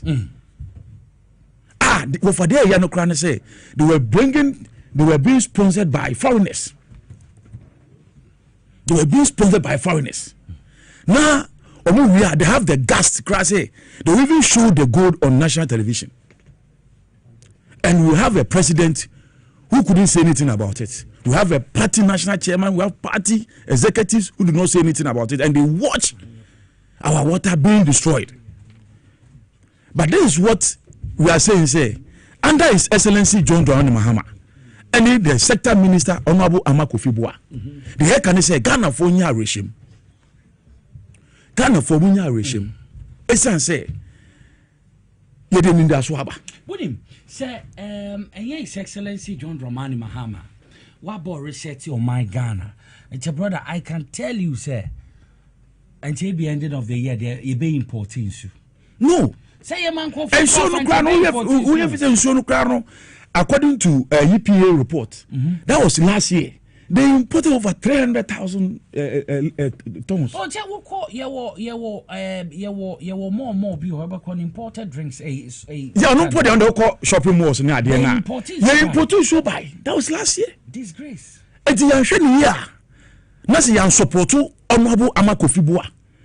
Now the agenda, you be say reset Ghana no reset your mining sector no. Me am fire support and buana and tanichia. Of a do baby no. Me no ye nyansuo no. Ya ye tin kra ye nyansuo no. Enti pempeso ye do na ye nsuo na say kodu no. Ono so why so committed, determined and focused say. Obe making sure say President John Dramani Mahama me reset no so person reset the mining sector no. No person ye mining responsibly. Ye mining responsibly no. Over we need to support the honorable minister. What's ye alomo moto any plans and say being ye juma a hard renew. Over me see AR so ko wasa wa de also wako. Oh my call me wo share ye nsuo no du share ni valley ho akohwe ma hwe ye takwa ni importem ni ade but ho ne de ho nsuo no nye but wo hwe river pra. If you cramp on over there. River pra na mfa so kwata kra. Over. Me say ye call upper west. Na ye nam savannah region ye call upper west. Nsuo e da ho. Do nsuo ni aye no. Over. If you call them so say hwe water leak. And so yan hwe ya sesi a omo mine fi eastern region hono eba no ensuo na yan hwe ya water leak kran we cannot protect it because a brim na has say eti pempe so ya ba ne de em say wofa we don't want to complain because pempe Ghana for the two nations say you be make sure say ensuo no near forest no you be make sure you protect your forest no you protect your ensuo no eti me no maba no me be checho how responsible cooperative mining. You do ejuma no. So na be ya because the gap between the mineral commission and the small scale miners. So na be hwa omo tumi omo amine responsibly. Ne kwa mo faswa omo di omo djuma na omo nya kata akata omo be ejuma. Yeah. Yeah, then Ukraine say your region where we engage the chiefs and the leaders in the community. Opinion leaders, and the stakeholders, the youth, and the miners in Nankasa, we engage them. And this community mine and no, back to 6 concessions. No, what the amount of China for India for Turkish for no more. Pakistan na Ghana for ankasa kra no they have sponsors obi wo ha oyendie obi wo ha wo for there yan say you have people even cry from Sudan for most sponsor Ghana for because the thing is to be to excavator mobi no need to echire no the excavator they say your forest no or they say nsuo no na ono ti ho no Ghana ni nso ohun say they all ye no okum Ghana fo that you want ka nimba ana obeden ombewu ni nananom ana ebeden ebe afeti omo na onu de sika na anu do open na foreigner sponsor but they say to me say and so now we say no any your forest now we say no that's nimba ye nananom during the runners time there was small scale mining. Oh yes. During Kwame Nkrumah time there was a small scale mining. What they say even John Dramani Mahama time at Amos time there was a small scale mining. But who say yes River Pramone Hwamo then na na ku ford nkwa ba ye within 8 good years. Serious. Hwede enso ye. Hwede forest aye. Na there who said Nasia namus foko Cape 3. Hwe nkofo mu chichi omu foreigners kra na mu. Na hwe ndu boni kra na enso ewo ho. So mo ye kra na wofa. En se bi omo mani se omo aso mo dachi. But omo ye nso no mu ndu boni ka ho. No mu ton ndu boni ka ho. Na yemba yo enso no they are taking advantage because who say in the village you know they are very deprived. Eti no mu yemba yo girls omo ko school no. The omo yes kaka kutu bia na omo dia dada omo. Nti mo say na nyim kwa no mo nyim. Nti school no omo konkomu ntumi nko. So be san ye chai. Esan jare. Esan efa kan. Eti wo fa is your money sector no. Edu pempenso a say me ne wuna. Say na wuye. Yensom yenka education say koso. Na yes. Na you to me and making sure say even crop produce obi crafi your party mu a. Na say onu kra no yes obesai winner. We need to ensure say you bet chemu. Nyama mbra no na di. Because the whole day no Ghana for say NDC ni MPP. I don't know 2028. Then you can Ghana for. What is going to be our scorecard? Correct. When we meet Ghanaians, delegates say, for good years. Say in terms of mining sector. I share energy sector. No share Minister of Finance. Also economy koso. We share energy sector so koso. We share Nancy also road minister. Also about 30 contractors also you release this car on the omo now we share amakofi buaso onu so dia obeto ye now we share the commitment or the ashema ya se see amino kase over 1500 small scale miners are illegally ayati omo they are on the omo de mbrano eni mudi now you say mbrano so no enhye ona bukofu amabo ansa the law has to work it be mo why dem quarter na court release omo ebi nso ho a omuda cells ebi nso ho a omuda remand now share excavators or yachi and those days na excavators na ubehu regional chairman any minister now they are discussing about party financiers a party here ska amakofu buade onye sa excavators na jina no ye ji Ashanti regional near the car park police station ho because there has be a municipal police station in that municipality omo yes amane no say a Ben Forest Commission when so normal park ho et you ko ho you see every excavator bi ayagibia no it is accounted for pumping machines omoji yenso no unima between the Ministry of Lands and Natural Resources and the Ministry of Agric they then say pumping machines in yanso no ya gia ye de ma farmers omodi adwuma some fans in yanso no ya hye no ana namus for no kwa say test ko no baje nso a and those days omukwa omunka say scabe no Kenya na then you see the miners accusing the security forces say they are conniving and this but this time around you have a president and you have a minister who are so committed to ensure say the illegal mining na ekoso no the irresponsible mining na ekoso no e be make sure say sad dey be the thing of the past say na be ya now no so person mining at the Dwaboase can say and the minister na can say we are not against the mining but the activities kwa offer so a oye no ona we are against it eti munya abotre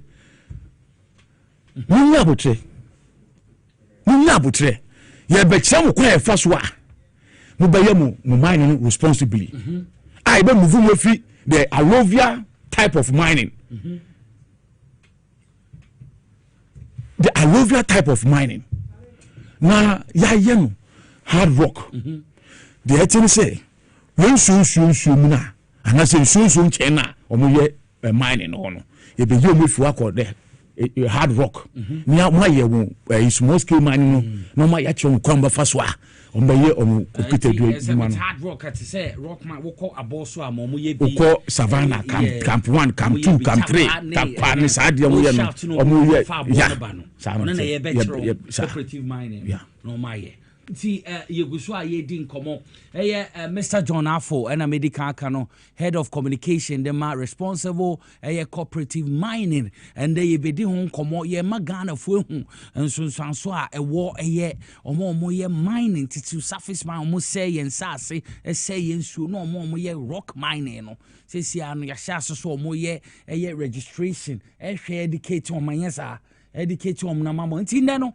Ye wo ayem for yin bebre so ebeyi na wahwe how we hu difference na ye rock mining how omo ye no so omo nse ye nsuo no meka ho ye bedidi hu nkomo na wo so cooperative mining no how we see ba ama se biba we area wo so tumi akwa join ono say enya de a eba ti se nipa ba ko mienu bi na hye ho ye but eba eboa ma sebewa mbebu ni tumi didi ho mbebu no mo krom ho nya so mfa so because mo ye cooperative ayekuo na mo ye enti saa na tie wo kote se takwa gangwe ho a wo kohwe chairman sofo ne chairman dalagudamo a ha wo mo ye wo ko apinto wo ko bogoso ene ne mpotemu amuna ha wo mo si ye cooperative mining so ani saa na pese enye your friend is a community man obekono na wakoto party chairman na organizer ni secretary na ehye also communities obekono obi a community on benefit o makofa China for no ma hyeso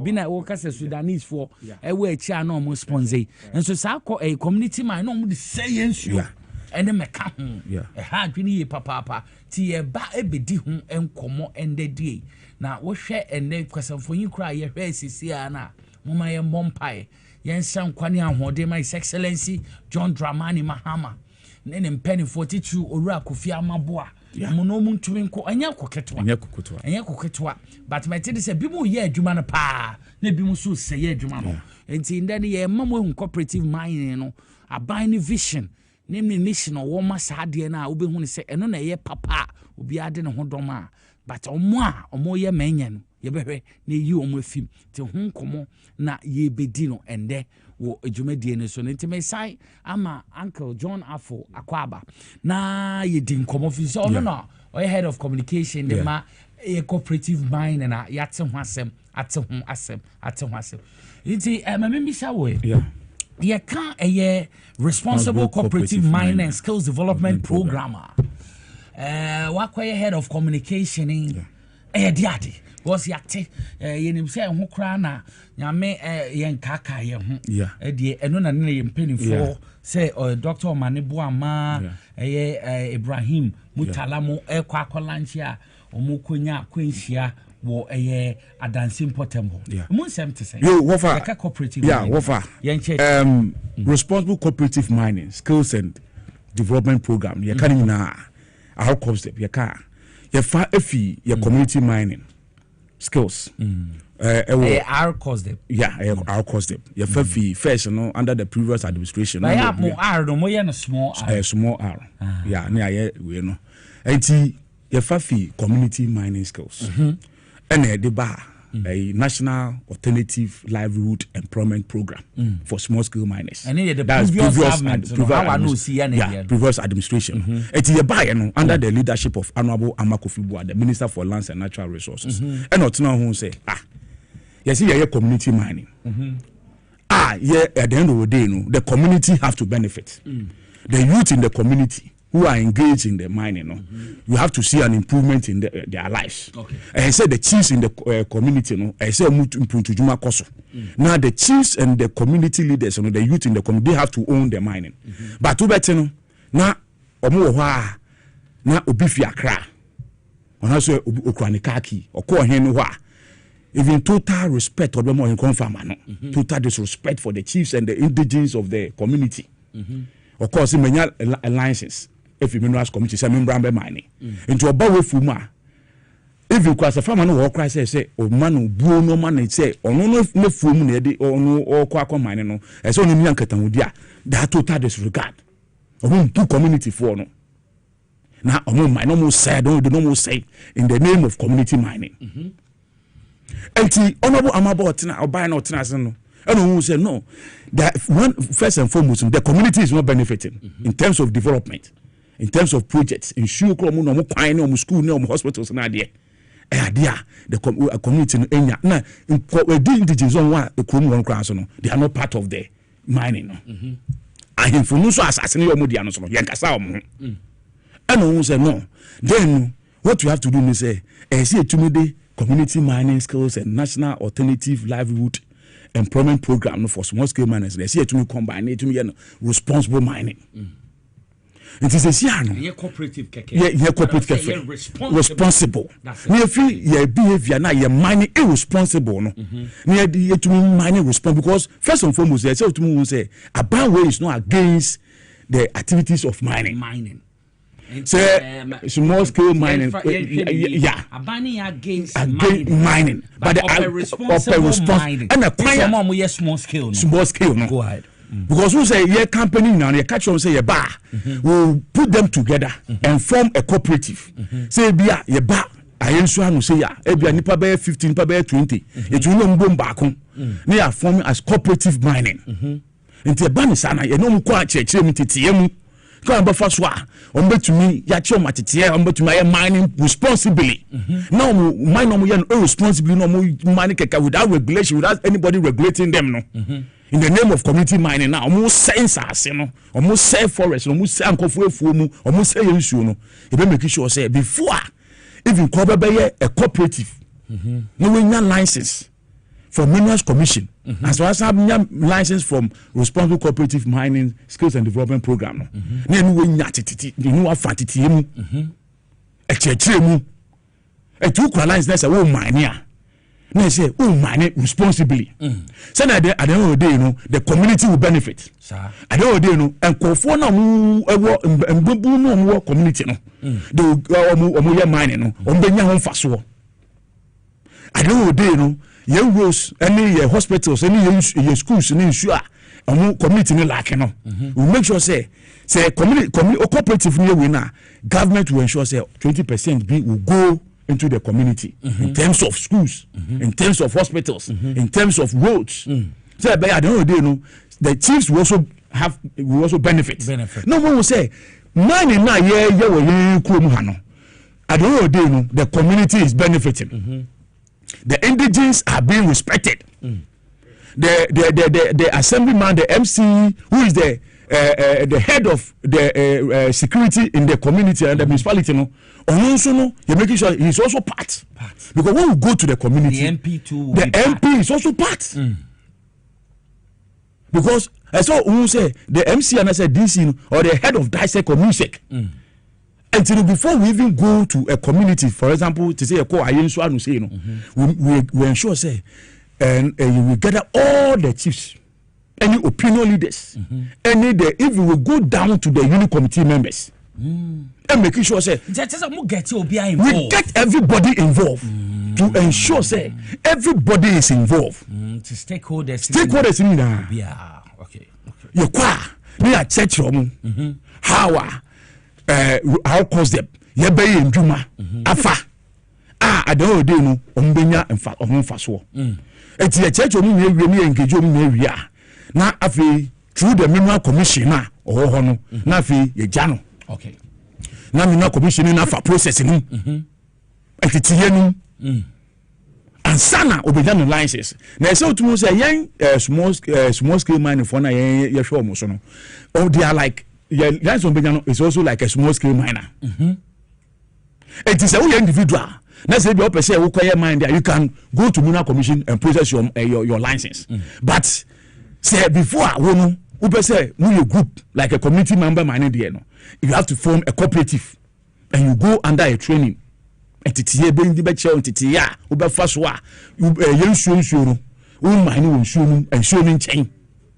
Now, obey hard work. Obey make sure say you mine 100 meters or 150 meters away from the water body, and I will use excavators na odi akese nsase no ye be cheche akwan be fa so a obetumi aye wo small scale mine na adon ode no nsase ne nsai dey dey mu say ye no wiem so no be ye ncheche a where o man you before you move to another site no say utumi reclaim asase no say utumi recover amana wetu no so now making sure say we be say adua ba wo so because we collaborate with the EPA, the Forestry Commission, the Water Commission, the Blue Water Guards to ensure say omu monitoring and evaluation department all the sectors no and the yan so kra no our course them won so MAE monitor the evaluation it is before we be more license say and be more form say we failing na be a part of responsible cooperative man as we form as a cooperative now be nya din no na che say ya monitor o say endwuma na ade na wo ye no e ya ade a wo fa kwan paso wo ye wo mine no kwan paso na wo sen nsuo mu because bi wo wa ye kwa ye nsuo no say no ebi wo wa omo so Ghana for something I don't understand some of them ultimately ne machine no ne hose no etu nsuo mu na about 100 meters away from the nsuo no to kwa we tu amuna or washing me good na dey no but no dey hose ne na mu ko na aside out and aside go nsuo back it's a no dey no watch am say no 100 meters no and so no twi fi nsuo mu no or wash a esa come back to the nsuo no bio and that's the most sad part of it all the can say we make sure say see how no amakofi bo say your water bodies in your security zones it's in so person mine I saw mine 100 meters away even quite the she be ba say you man 150 meters away from the water body so the bear you will not get close to the zone and with the then also say now the NIMOS that includes the military the police, the immigration, the prisons, and all the security bodies, they are going to build tents for them. As you said, Nancy, EPA form about 24 vehicles and about 250 motorbikes. Best at home, Jumano. Process was what? Yes, tent. I won't say now was watch the whole Ghana mining sector, much to 21 sectors. Divide on one number and monitor. See tent no wa. Make sure that people will be staying there at least. And conquer permanent in Swa. Before we share previous administration, we see a regional commander, a district commander, conniving with the illegal miners. And before Krana, task force will be one. Now they are even ahead of information. Say, a task force already bow. And this time around, we have learned from all those past problems, and we need to improve on those problems, star security that will station there, they're not going to be permanent.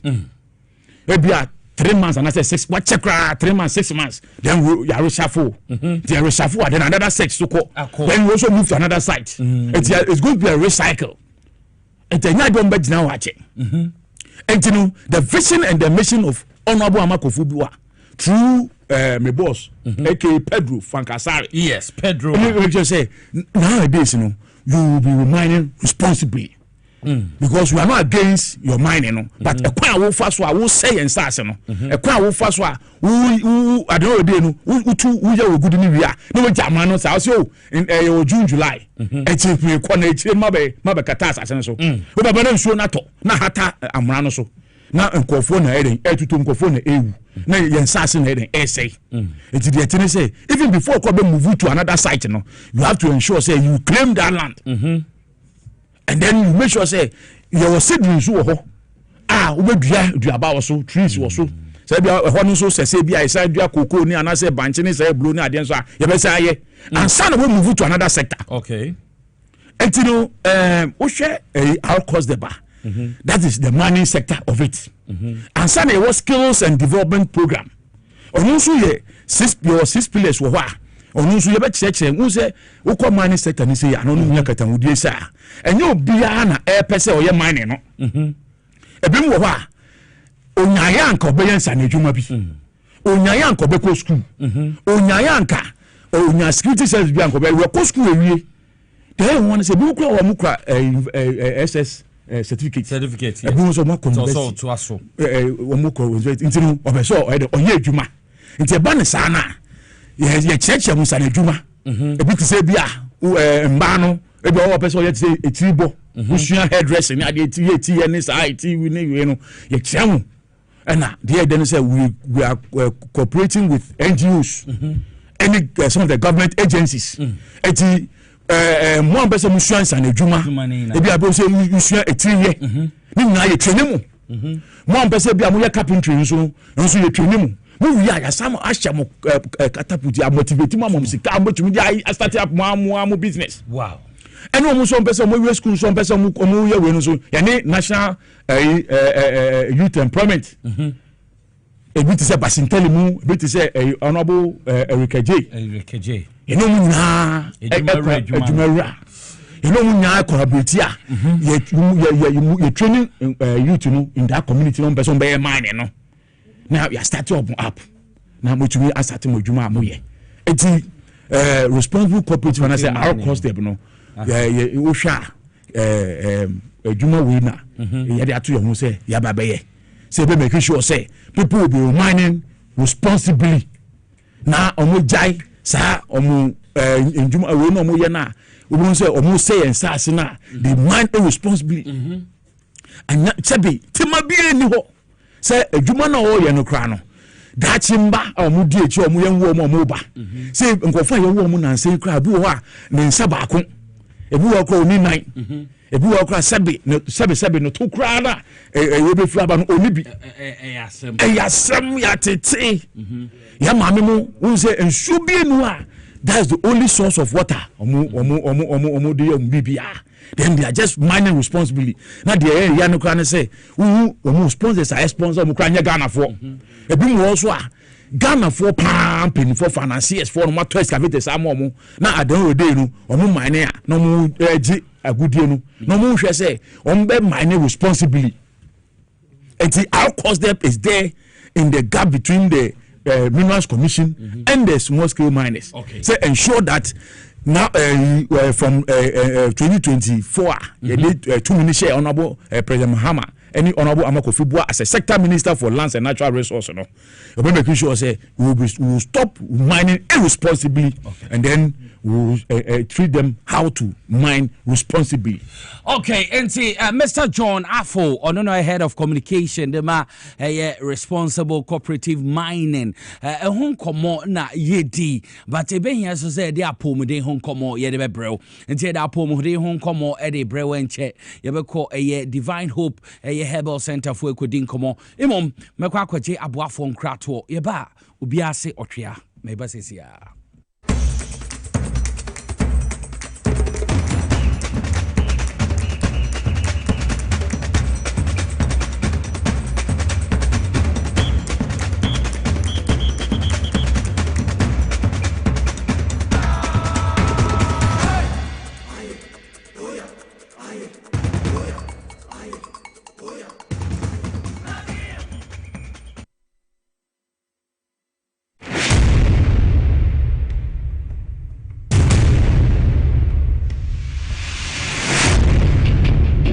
Every human body mass should have at least 60% water for optimal performance in any physical or mental exercise.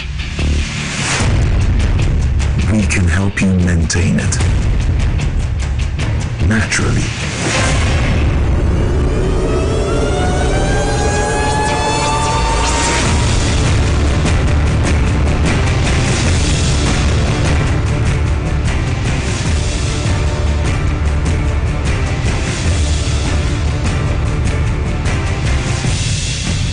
Natural mineral water.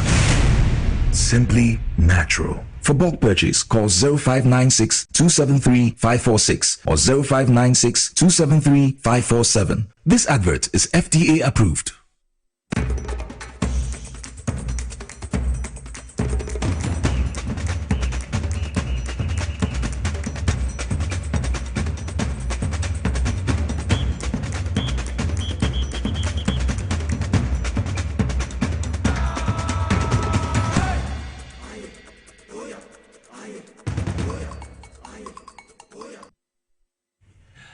Mesamba wakwa bebiom the TV XYZ so wa uti power 97.9 FM Bredra. Ye Divine Hope herbal center for bedin komo. What's it otria herbal powder say cool me pacho bebre usisi na ye ya bema na oba. Sabe bema wa embre wo mpemni na no otria bedi wasem na mo. Ensem ni na ahye doctor odi edrebo boade ano anti mama na kwaba na me wo bia so odi ama me so ba ko mo hwe fancy ba ko pe ya mo ye dede ya mo ya na we na friend otwea no doctor over to you me da say me nua me fa nchia ma ohwefo ni watiefo nyina me ba na me tie o program no ekire ho na say eni ma hye yie pa nyame ensure na me fa obi ambra Divine Hope About Center ya se kese de yo kuma say Mercrabusia Crew Junction na so Ghana ha ba bi onam bia ye dro ba ko pa ye friend say Ochia herbal powder no una bia unya bito ene e best studio abo se kana man fo je no me Dr. William Bako ese mlanten de do no ye adwuma san say ye dura ye adwuma na eboa obi a se bi dia me kam say eboa obi a ne sisi ye ne ya sisi ya de ne hawo sisi na chia akoa sugar eye wo ya obi de twem 10-15 years de bia wono maduro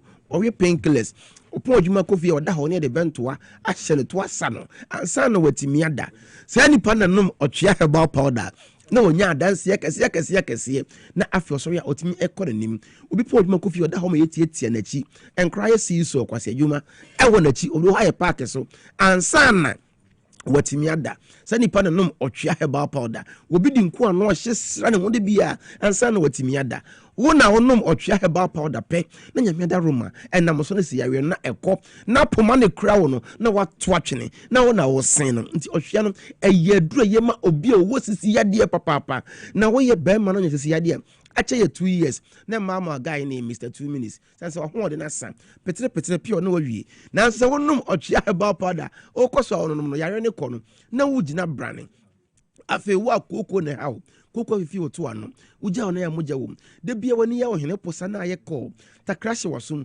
wonnum sa de biara da wonnum no sa na so yare no enkwa wona onum otwea herbal powder wo mutimi bom se de nsuom na nsuo beto nna nipa kwa yemu eburu mu sa mesro pe otwea herbal powder kira kwan ti ba ko ano fagunso ohie ma nopa wonnum sa no abone grandma me anwumre ye the same thing ma ho na otwemi na metumi ntina koko na etiti wunyina no na ekọ na wo ye be ma na koko titiwa esisi wuntri no enti afa ahode wo so wunyina dem no wontimi enya biem afi na aduru adwoa ka ho na wa ma edwo sa nipa na nom otwea herbal powder yawe ne kono na wagina brane pampe na watimi apempem e de akọ nanim we eye bonus e de mabema bia entimi se be pa se wo ye mmre na wutu nu pagya na asini tirase akire se asem kase ya abafie enkono nom China phone no aphrodisiac bia en ha ho nom otwea herbal powder yawe ne kono na o mema asem no na epagya sabi obi ada BP do so over 2-3 years ene ayekra kum ni bema emu aye mre emu ahode nyina sa na yire apia na otie su mu na yire kwa ayefra obesu okwa ye because woni mi se anhwe ya ne wontimi nye no obi ekwa akoya ma no de ohia aye otwea herbal powder no mba ko nopa ba ko nwumre de ohia ye nso hye ka ho edro we enya nwono ena enka anya pegative na enchiri bibia wo wiase ha ne hiame no enchiri hwe se onum nsa se onum aduro se odi enchiri bibia de se akoni padua ne mu na ekomu a ehọ na dance ya se eba na eye adwuma edro ne ye otwea herbal powder esense ye entrini mogem aduro nti se bi wonya stroke o fa adwo wakadem ukra poma obi kra de akra wona nti ba na enkoyi misro ne ya wohia ye otwea herbal powder ni tigunso wo shima me ba kwa no pa ba kwa nwumre na onunum na no nyame tumi ntina nyane na ahoden soronko asa bam na watimi asori anante na wona wo se no na bema de se wo ye mre se bi utuo no abayaje etwene Jubilee House se be ye na won sa be kan be ya asama ji so twa heba powder na akotwe na san de abro na wagina brane se bema obi tia foma ade wona kra wonte kasa wona wonte na no ade dudu titriti misro ne ehia ne wotwa herbal powder anopa baako anwumre baako de ehia ye nsuo hyepe na asa anadwo obi ada na wada ne bayifo se wonya bayifo oba dwonso saa made ache ema no timi dwonso na groba na yema na wasa be hwiegu na wasa de kosi obi ontimi na misro wona wonom otwa herbal powder na asiesie odwonso twa na ma odwonso ntentem I check what times be like odwun so mesro no mo twa herbal powder o ba odwun so na fe ogisa wo chim emaye eba sope ne awuhia ne otwea herbal powder what the guns wo shim that no musa no abone gra anya nwono nanso ekoni padua no mu a emu adanse ye no nyame nko a enenim obi akiri hase ni bramu ha no etutu no eye ne ya de bia wodi nku do sra so wasra nanso enko besro ne awuhia ya otwea herbal powder tiguns wo shim fa atre no musa unuma na fra no mame asa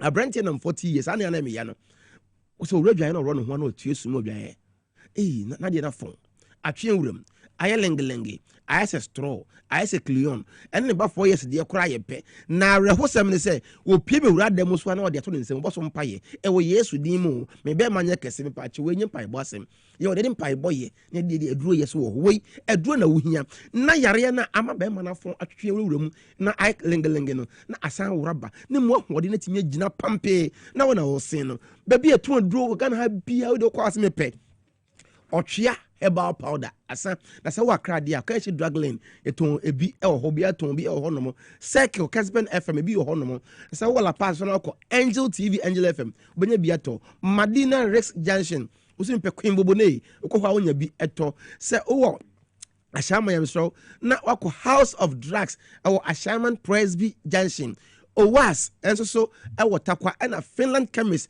ewo takwa ho antimata clinic wunya bi eto meso se wonam kumase dia bi onam bia wunya otwea herbal powder to PK Gombila or watermale na cap any green light pharmacy enso so ewo sunwan Jukad pharmacy enso so ewo kaswa for mosomo die apiemu ko so meto otwea herbal powder na auto we are friend numbers na wo screen this no 0591 56 5557 0591 56 5557 0550 63 90 37 0550 63 90 37 and 0551 22 82 81 0551 22 82 81 aya me kan asem bia de bia na me nia ma me kan na mo bu afu na omo ne me enya ntokwa broni aye duro bia ma ye say ye mfa mo ye ho ba ye bra ye mpese ye banyem broni kra say ye friend emergency contraceptive ye say that could be one na kwa no baako enka afi mu nyina onom kra ye 3 na so mo fa na say mo duro enra emergency en emergency e kire chi de bia emergency ti afi ama mo message no kra enflow ye eba sope eba to this na atwa eba anitum eba wayase eye wo ya eba na obi ate wonka obi de kwa de e ko 3-4 years ni e mada oba bi ko wo ye o wie obedu fie no e wontimi nchima na be na che ko 2-3 years ni sa oba no to atwa eba pada mesro tie oba se no tina oto ye a oto emfenso hie emfamfra nom fra ye numbers no ye be cho be fra aduna nom a ubenya ahomeka kama na abaye na ediamam afi wo ye oba otim se okwan na facha me emu obie ayekese enka ho enso bigu wa oba no kra no ni ahomeka sabi mpradua sansa woro a mo sen gu ho no ma sente wo mu no oba no kra wo mpe mse oba to otwa herbal powder eye saade no tina oto ye a fa ye numbers no screen is no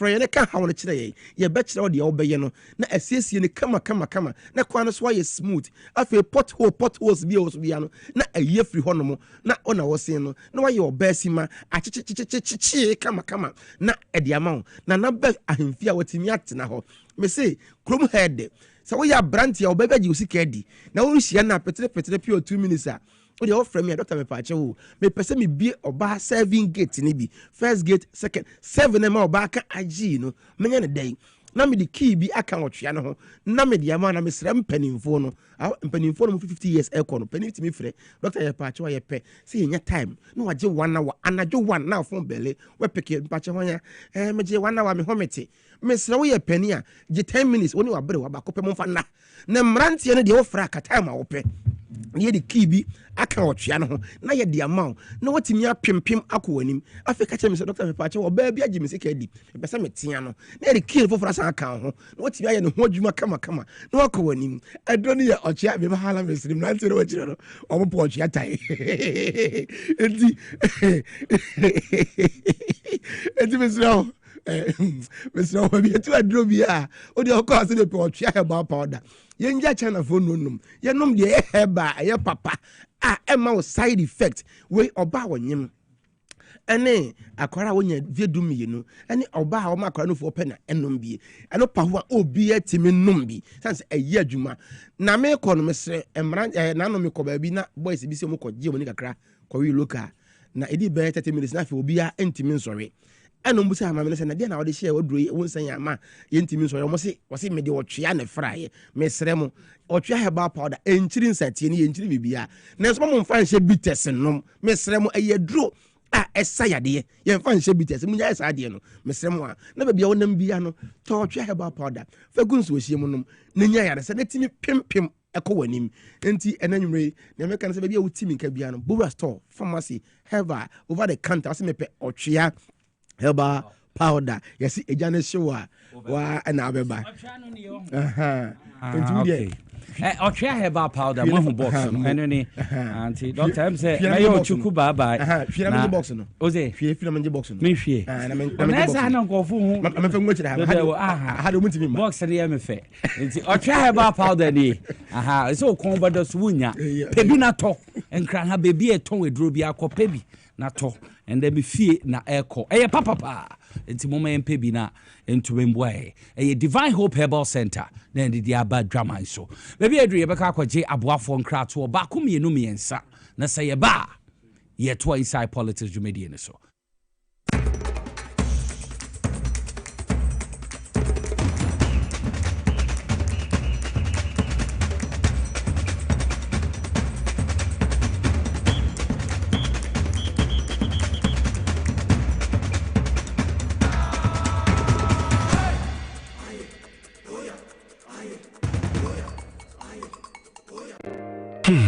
If Okrah na menyisika, edia ye mefui. Ehin fapa na menya bosia, edia tre medjuma yimu. Kai kra mabre, miye bosia ato taxi fufu. Suhum Rural Bank. Suhum Rural Bank.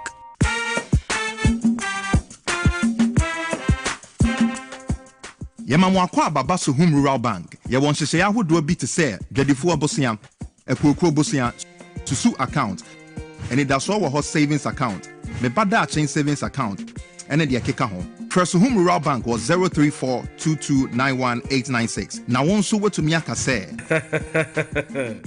Suhum Rural Bank. Ama ene mayeka una. Suhum Rural Bank. Enti me pa minie. Suhum Rural Bank, growing our heritage.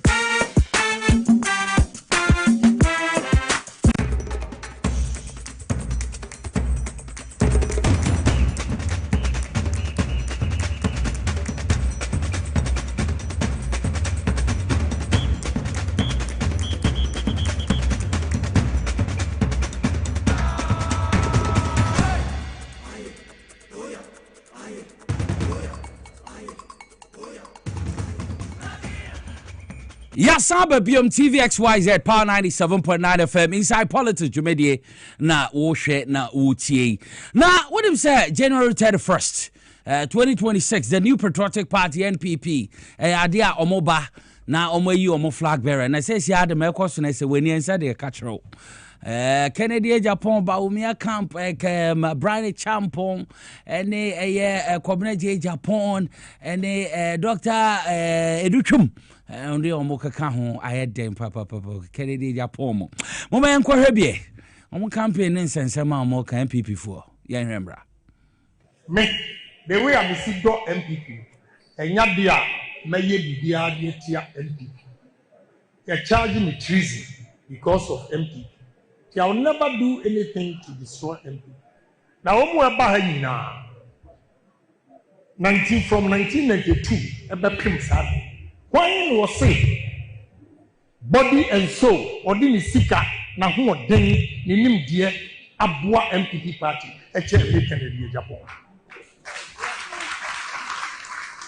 Na me kure ni wia na makọ akọsẹ mo ana.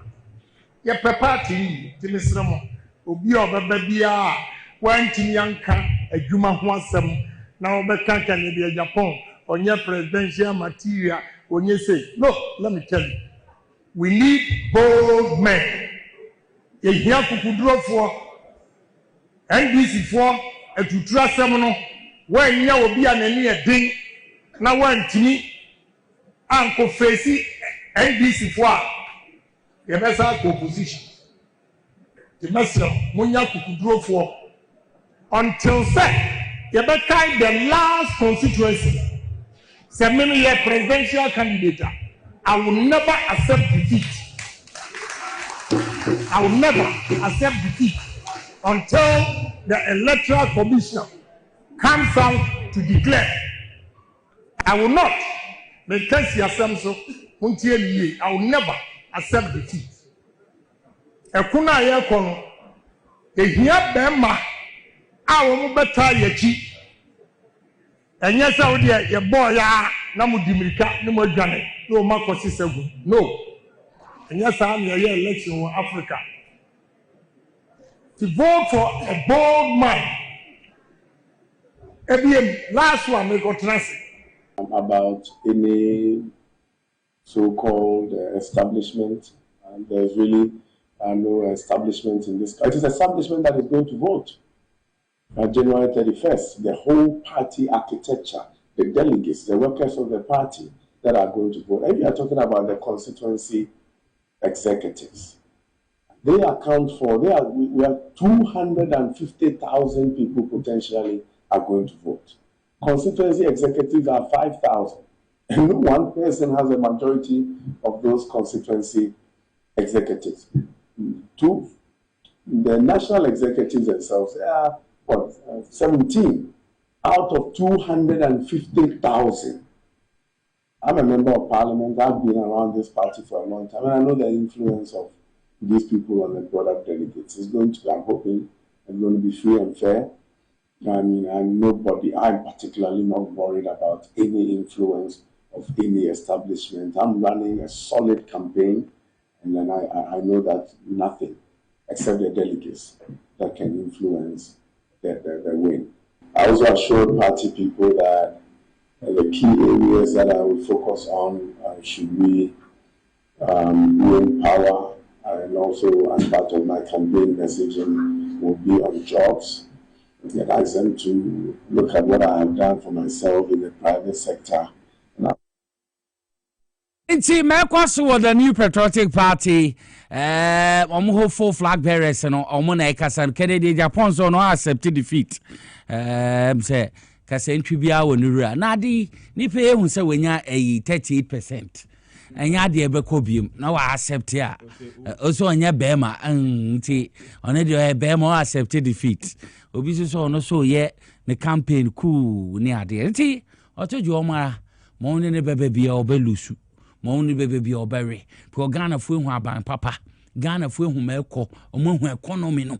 How eda. Omo hu se na esidi no appreciate. Sa na Ghana fu hwehwe.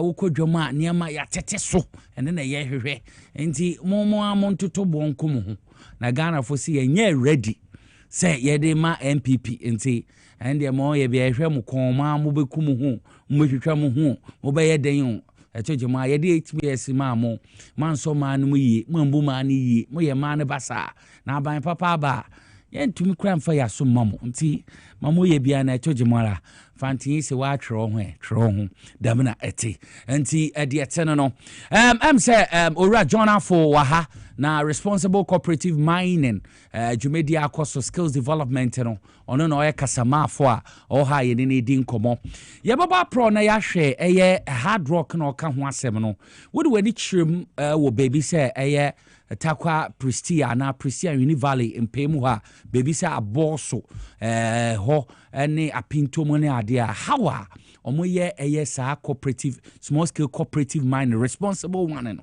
enya de omo sensu rock to say ma Mr. John Afo kano me pese e behwe sa videos ne bi how omo si ko asase ase se wugina ho kwa wonnim se sana ye mine no ho ye behwe ye wia ye tie mpanifo mienu omo ho so ensem omo de tuwa na ya ba studio santi moma ye nhwe sa akasamfonyin no abra wokọ Pristia Uni Valley mo mpemu ho aboso gangwe wo ha wo musi di omo dwuma me pese ye hwe sa akasamfonyin ne ba enti aye ready a moma yenko gangwe on your baby or your illegal or your old aboso shaft old Aboso mine. Wo ja de ma ekuro no. Ntamune wa da ho bebre mpri bebre ona Abosomani. Yenye yedidi ma ba pim da mbre wo mi.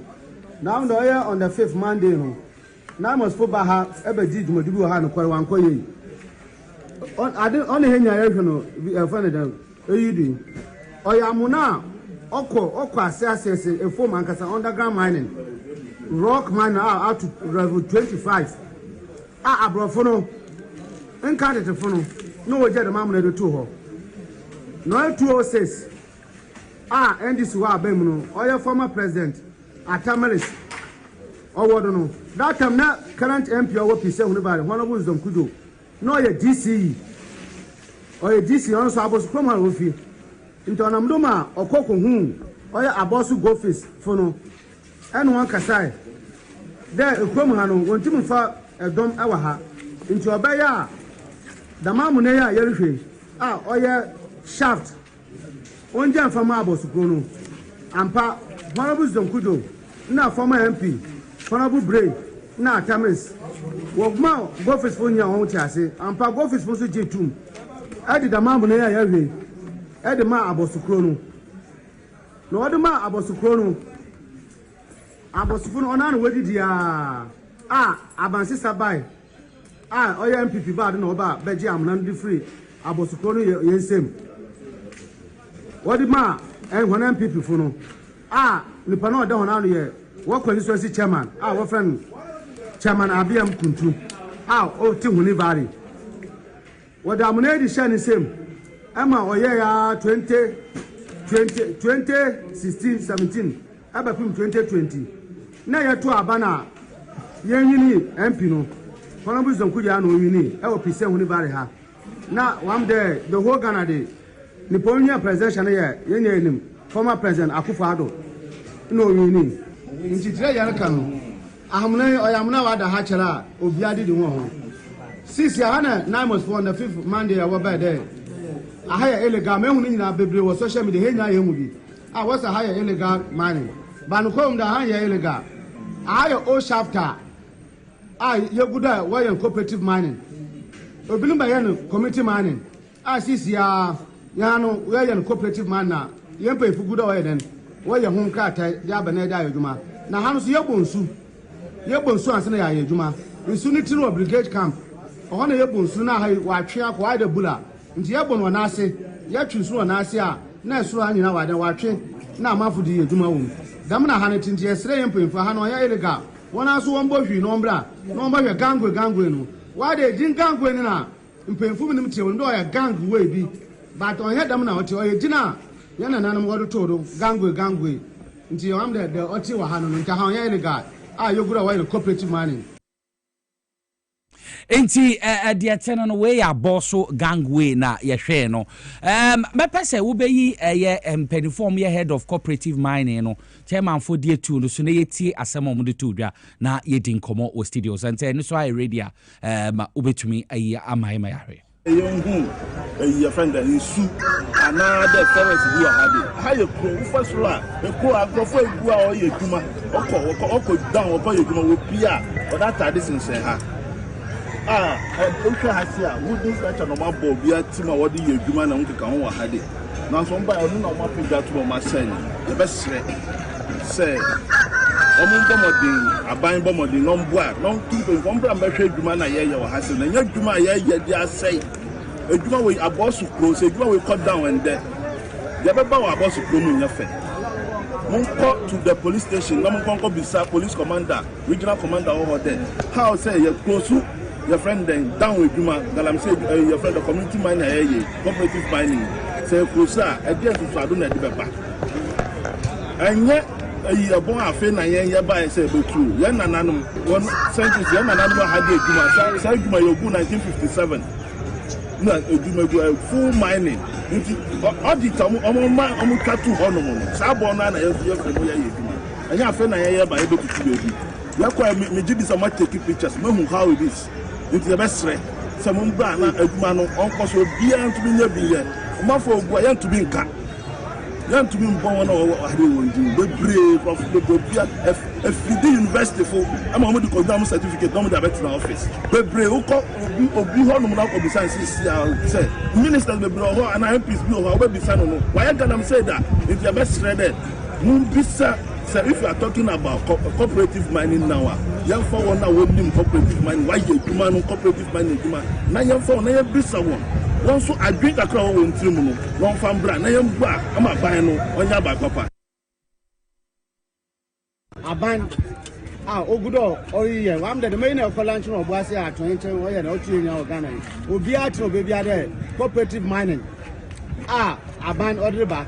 Where you offend community mining in front of the cooperative riding, or that bench a boss who yes, you had a boss who gangway. Yejine, what's the gangway? I'm the gangway now. I'm the painful one chassis. It's your best saying painful. Say, beautiful baby, but honor said your work different now. Yes, wrong. On your own, no, do China Mombi. One contact your MC or MP or her. Your area council for Nadine, someone for now. With him contact one. No, a hano, a boss, Kona, or a honor to then, Abedman was say forest. I know the Bahania rock mining, underground mining. Oh, shafter. What Dwaboase Okrah, a Bilim University, a Bilim Quabrochi, a Bilim officer. I need enough for a boss of Gangway. One day they didn't Gangway now. All of our going to Gangway, no, I don't know. You didn't pay for Casana, say, Dino, you're already assistant because what's a gang now? When you a gang with been oil then, or to buy the meeting a Gangway near dinner, or what had a or walk with you. It's your best saying for Okrah. So whatever down there, one contact one for forward down. No one will call them. Oh, but all your Okwadua Hanonia. Where community cooperative mining responsible cooperative mining. Say we check some for in here. Ube who say underground. Na dia osuni na ya bo. No more no more blasted jo na omojo no more de enti when ye surface mining ni bi almost sensuo almost say ndua when ye forest e che say old ABA abosu gold fields na yi pit no e de amomo a almost so ne santi cooperative mining ni bi na Uncle John em say mo ankasa makoho monim enti yending komo rock mining it say bom komo kaka I won't say ye pese cooperative the same ye pese no okay but the idea back on say painful in yan say omunya bote e be church on fa so won say diamond we no mo blast no e bi wo ho a omo dindru ni ade ento omo fo say bi omo kwa omo we ne say omo blast one underground no masisa it is e be church on fa so omo blast ya and yes obi abesha amunanu because sometimes I like say omo blast obi afi ho but information you say yan say bi so the hammer ne ade we kwa me say omo mfa dynamite be the hammer na ebubu nti obubu wa no ma so aba be kire omo kwan be fa so a omo betumi form cooperatives no ma form into group na nya individual na nje ba akope anipa mienu na bia waje community ni na aboso what I learned say be nipa 3000 they have to form groups groups they have to form a group and that group I say we have to have names okay for that groups then they come under because we call why say omo cats omo register omo register and that is good. That's good that is good that is how I'll cause them how it was set up say about to me for me sir mining so omo ye responsible mining omo ye hard work omo ye omo mining no nsuo ano na omo ye nsuo num because unse wo hwa a the kunti Ghana for akwa against mining nan say Chinese for no ene yenkofo bi mu wo ha nti wo hwa obia wo card o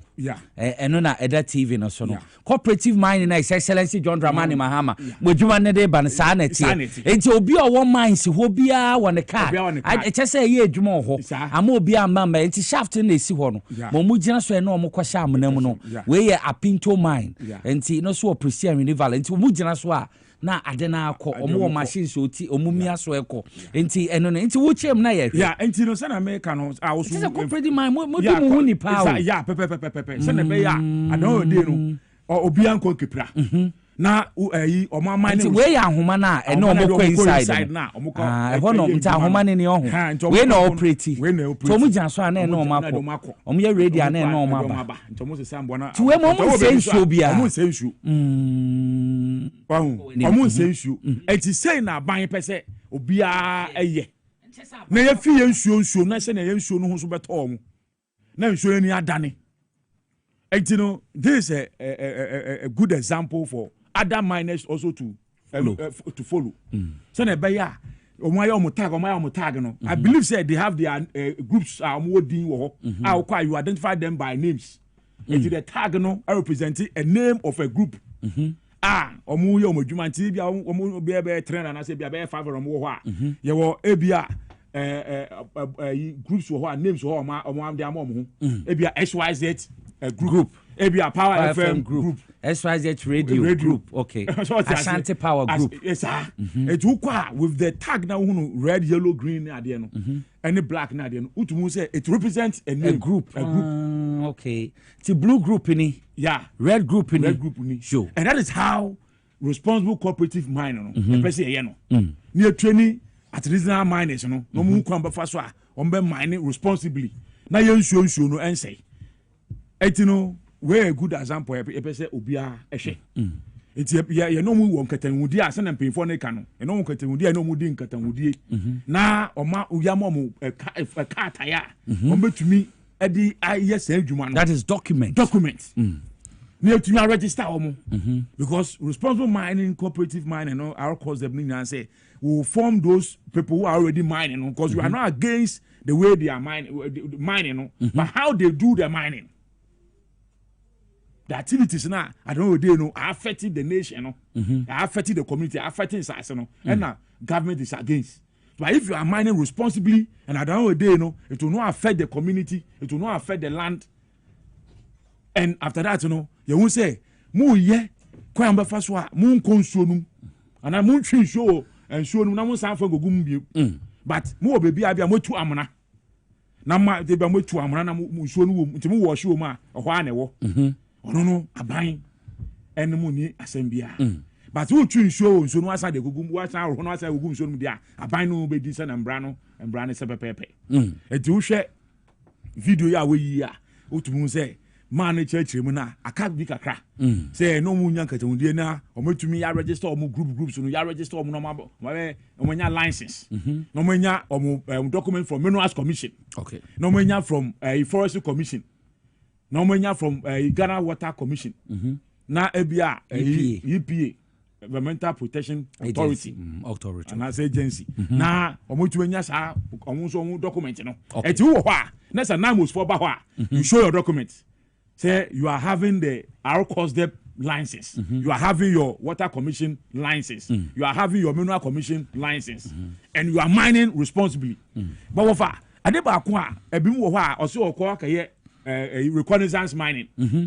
ane ye den onu ufi ho ana wo prospecting license okay eti miners small scale miners bi ho a okaji prospecting license ana so okaji yama no reconnaissance license so use sofi any sekan ni so no dey ye sa reconnaissance you don't have to use a caterpillar and I say excavator no when you have a reconnaissance license who use so na o dey awo wo fom na wasa ahwa no na wasu sonso enso wasu sonso a ansana utumu se bia ha no there is a prospect say ha no gold wa ha uwi ansana wakọ Mineral Committee say oh me kaya me reconnaissance license no me reconnaissance project no me won say ha no there is a prospect say there will be gold eti me call further into the meduma na me ya na me hu gold no ho na wakọ Minerals Commission no matter another prospecting license I would carry was our prospect no ono kura so no to me be any ho say we be use excavator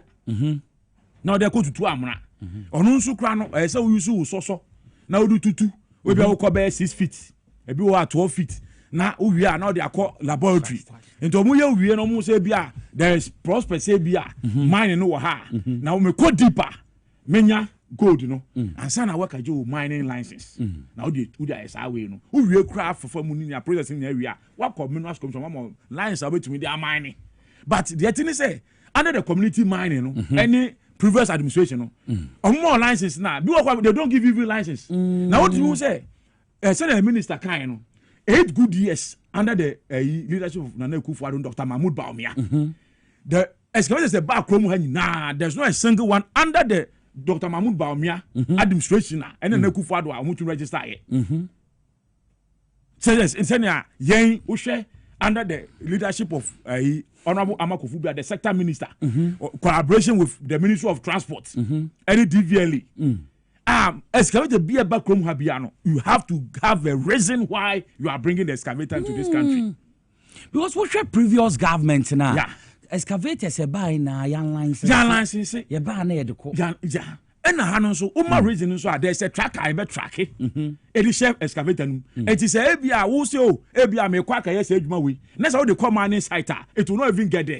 Gina so body mama mena yemfa aboa for mo boy who so de robo emfe mamo. Na make us say we a funeral invitation.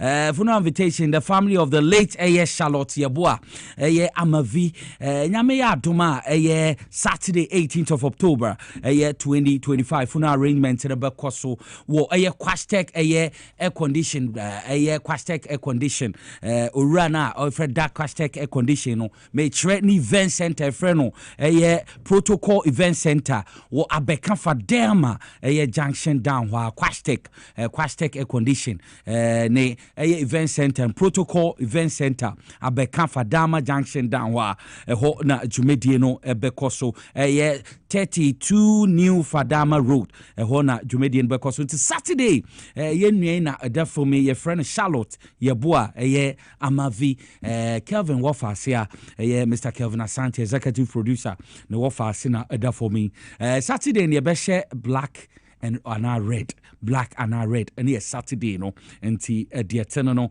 na Sunday na 19th of October 2025 and so black and white afede na black and white yebekwa Thanksgiving service no wo Lighthouse Chapel Okrah enti omsi yantunsa emfre obibia yenua ba yade nyina ahonfe Charlotte Yeboah Amavi ono no da for me ebusuan na say anyankofo adofo nyina yembra fi say Charlotte nche ono so obeba dodo ebio happy birthday say happy birthday enkoma Ebenezer Agbanyaga Ebenezer Agbanyaga ono so dodo na friend Nana Kwame Otuahene and also Odin birthday inti Ebenezer Akpanyaga or your branch chairman or a Prestia Uni Valley and there you are more happy birthday inti dear tenano Nameka will say Safari Valley Eco Resort so eboy be papa na Safari Valley Eco Resort in Seso in West Africa ha wo a Okrah district wo a Eastern region na a 4-star a Forest Lodge Resort would we be ni beji papa Medica kase be ni West Africa hanti kwai na 24-hour service no run was a guest okwa time bi obedu bi ebejo na yahwo kama na bibie etumi akonka omukita surrounding wildlife obi hu mboa horo se zebra antelopes mara ene giraffe mo ni adeni na ebi ho ahomka yi papa edam kopi mo na se weni ensa de catch your friend is Safari Valley Eco Resort into kwanakwa experience exotic wildlife ne niema bi wankasa obi hu se nokre nature pa was Safari Valley Eco Resort obetumi akoye conferences day visits wedding honeymoons any birthday celebrations wo obu provide world class accommodation with private swimming pools wudru ho akaise recreational any restaurant service no morano ho enti say foreign and continental any local dishes wo benya bi ho ansana wudru ho ade a hu kra weni beje pa cycling horseback riding fishing on man-made lake bi ho ansana 9-hole golf enyama bebre na ekoso wo Safari Valley Eco Resort no ne adofo no mapie kakra wo ne ebusuafo ne pie kakra mudru ha moni beje for a reservation 0596 914394 0596 914394 na also drew Safari Valley Eco Resort na bibie ntumi enkonkan Medimosis Diagnostic AS Center na medru so Medimosis Diagnostic Center SMN control say dwumadi bia laboratory di wo bia no omo rano hod laboratory services ahuni na no omo hwe ho say liver any kidney function test omo ye bi ho cholesterol blood count prostate any ama bebre una analysis blood sugar ni na no omo ye ho open digital x-ray digital dental x-ray ni na omo ye wo Medimosis Diagnostic Center. Omo Adenta Barrier opposite the police station from 050-349-4885 and 0244-06-8447. Na unim penny for ND and Como ex natural mineral water and suni me did say me just had one for no meno who say in super papa your friend ex natural mineral water into me pacho ye 350 ml on no my and sabo no we 500 ml and sana kesena menom no on 750 ml ex natural mineral water ye so amuda hokrogin nsumo paul ambantame sine de kanfo into unya bia bebo ye abofra to minom penu to minom me pacho event bia so betumi aseve was say parties family celebration occasion bia idini ex natural mineral water wo ba XYZ broadcasting ahimfie ha ye wo su abebrese street dudu bi opeso to cotton wa wo koto ofie na mo no ba ka se ope Uncle Robert obe pro na wo su wenye bi anom na bibie tumi akonkan wo ko Melcom Moss a wonsa betumi akabi ana obetumi afra factory ankasa wo 0596 2735546 0596 2735547 na factory so baby o bi om de car na ba normal bro bi ma bibia etumi akọ enkan esa edi amount.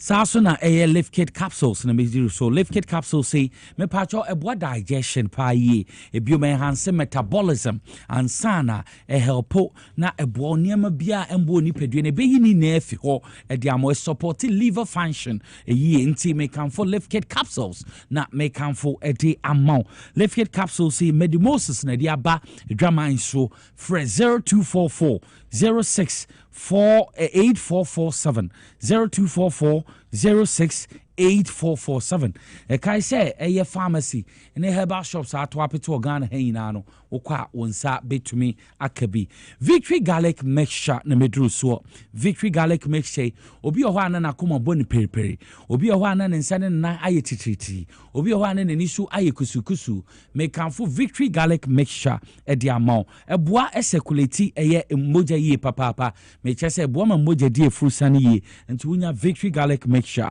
ebetumi aboa ma bibia etumi akọ enka enya na wogan ha bibia eton adro bia Kingswalk Herbal and so okwa dodo bi open won sebetumi akabi for 020-1293280 and 0242-545633 na wonim penifo ending komo na bibia entumi enko enkansa Saso ne Divine Hope Herbal Center na medru so Divine Hope Herbal Center omo na omo de otwea herbal powder bedraman so bema na oba osisi ya wo ya saso na koko na how sebe wa yembre wo mpem ene low libido stroke na how also ni na how a make am for Divine Hope Herbal Center di amount mo behia ne se wo benya sachet ba ko wa yensuo dide warm water na wo de agum wo benya otwea herbal powder ne bi Gapson pharmacy wo Kofrodua Gap Herbal Sunyani House of Drugs wo Ashamai Boachi Ansa wo Cape Coast Sasuna na Boachi Herbal wo Tema PK Gombela wo Tamale Fred Doctor wo 0591 565 557 and 0550 639 387 na wani otwiafo ending komo na bibia entumi enkonkan Uncle John Masan Abaldo akaye 5 minutes me nhwe bo woni amansia bia mo de dwudwuma mbo so pepew empem no ye besan no wedding anti say dia enkofo ye example for other communities or other regions to emulate na onu say even kwa before obenya akwenya obetumi aye cooperative mining and as yetumi afro as a cooperative mining no government no ewo sectors bia create first and foremost no ye large scale miners no ye no menya nkatamudie ono is under the leadership of the minister Ministry of Lands and Natural Resources through the national coordinator of our custom and the mineral commission for now. We engage the large scale miners. Then they give us some lands of DS. Already the illegal miners are eating into it. Now you to me as setting corastral maps, you setting points near corastral map say way no a large scale miners they no money katawudi no more track in their mind. Okay. Now yeah they are more money are forming into groups now fi to me a mining like the way are Bogos only other places in the western region or more mining. Now you don't have to mine in the water bodies.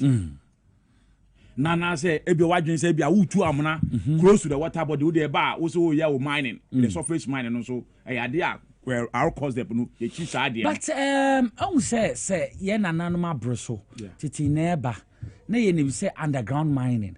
But ye be hwa surface mining ni jinte ni ntina ye water bodies ye forest reserve na under the competency of the previous government 8 years one person surface mining yes surface mining ka fa Chinese for first no hwe mining as say na papa the issue of sa do am cooperative mining mo yom hard rocking na baba ko dey say osora no wa core forest without the respect to Ghanaian laws. No enter into forest. If the minister call here in charge, or to me, Ghana farmer to me say, who have the power to stop anybody who doesn't have a license to go into the forest. The minister cries through, but he has to protect his job. But that's what happened, unfortunately. But the Asampa then say, under the leadership of John Dramani Mahama and Amakofi Bua, Honorable Amakofi Bua, the insurance say before you even call yourself as a cooperative mining, you have to pass through a process.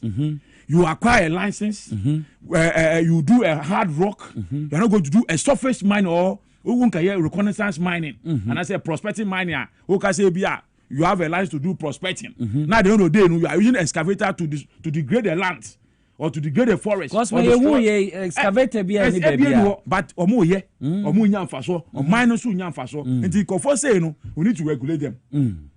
Na omunya license to say juma pa no mo ye bo omo na esipi na sita no munya hu nkata on be say juma no na community no ebenya hu faso omunya schools omuga so mo ba no mo no ye juma no ebi obi yare a obenya hospital papa akọ na yes my doctor so onko nka da ho a no ye juma ho a obo say hospital akọ no omu modern equipment obetumi dia ye adwuma no akasa so no ho beto no usuma teachers so onko a there are better schools in the community usuma teacher fin kra so onko a put it so onko obeko obenya accommodation papa wo mo obeda obenya nsupa obenom obenya better roads obenya duare pa no wedi eti no yes say Ghana for omunya abote no mu hwen the next next year 1 year John Mahama ebema no 1 year accountability no ubehu say yensuo no ni asesa because one of you and one of your media personalities how you juma wo first no ni Captain Span na juma and there wo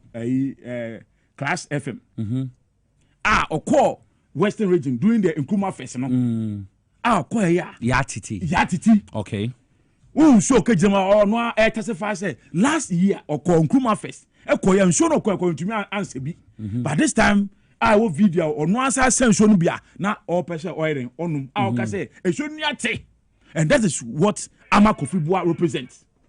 That is what Amakofi Bua represents. Say ono ka say ni fitire no enso no ni ate ado say 100% but gradually no ate enti no you better Ghana for us. Say omamo akwenya say and that's you baba e be check how our cost the yenwie ntimo baba you better Mr. John Afola say on a head of communication at the responsible cooperative mining and skills development program onona oye kasamafo edema ejuma kuwi anti nkomo ne edembre no so kwa no komrepam yebesan atwa nkomodie no so meda na se papa so fi omu secretariat eba ma yene no edi nkomo mamenda production team ni na ase menda obibi obo mechido ma edi dwumedi ba wa wo fi awohwe wa wutie so menda wa se papa me amedi dwumedi hu chia me from Nicholas ya wusi Olsen wetumi afram ke Nicholas emom memam musu a ohene babo ama benie one Puma Chicheku at the news papa in account.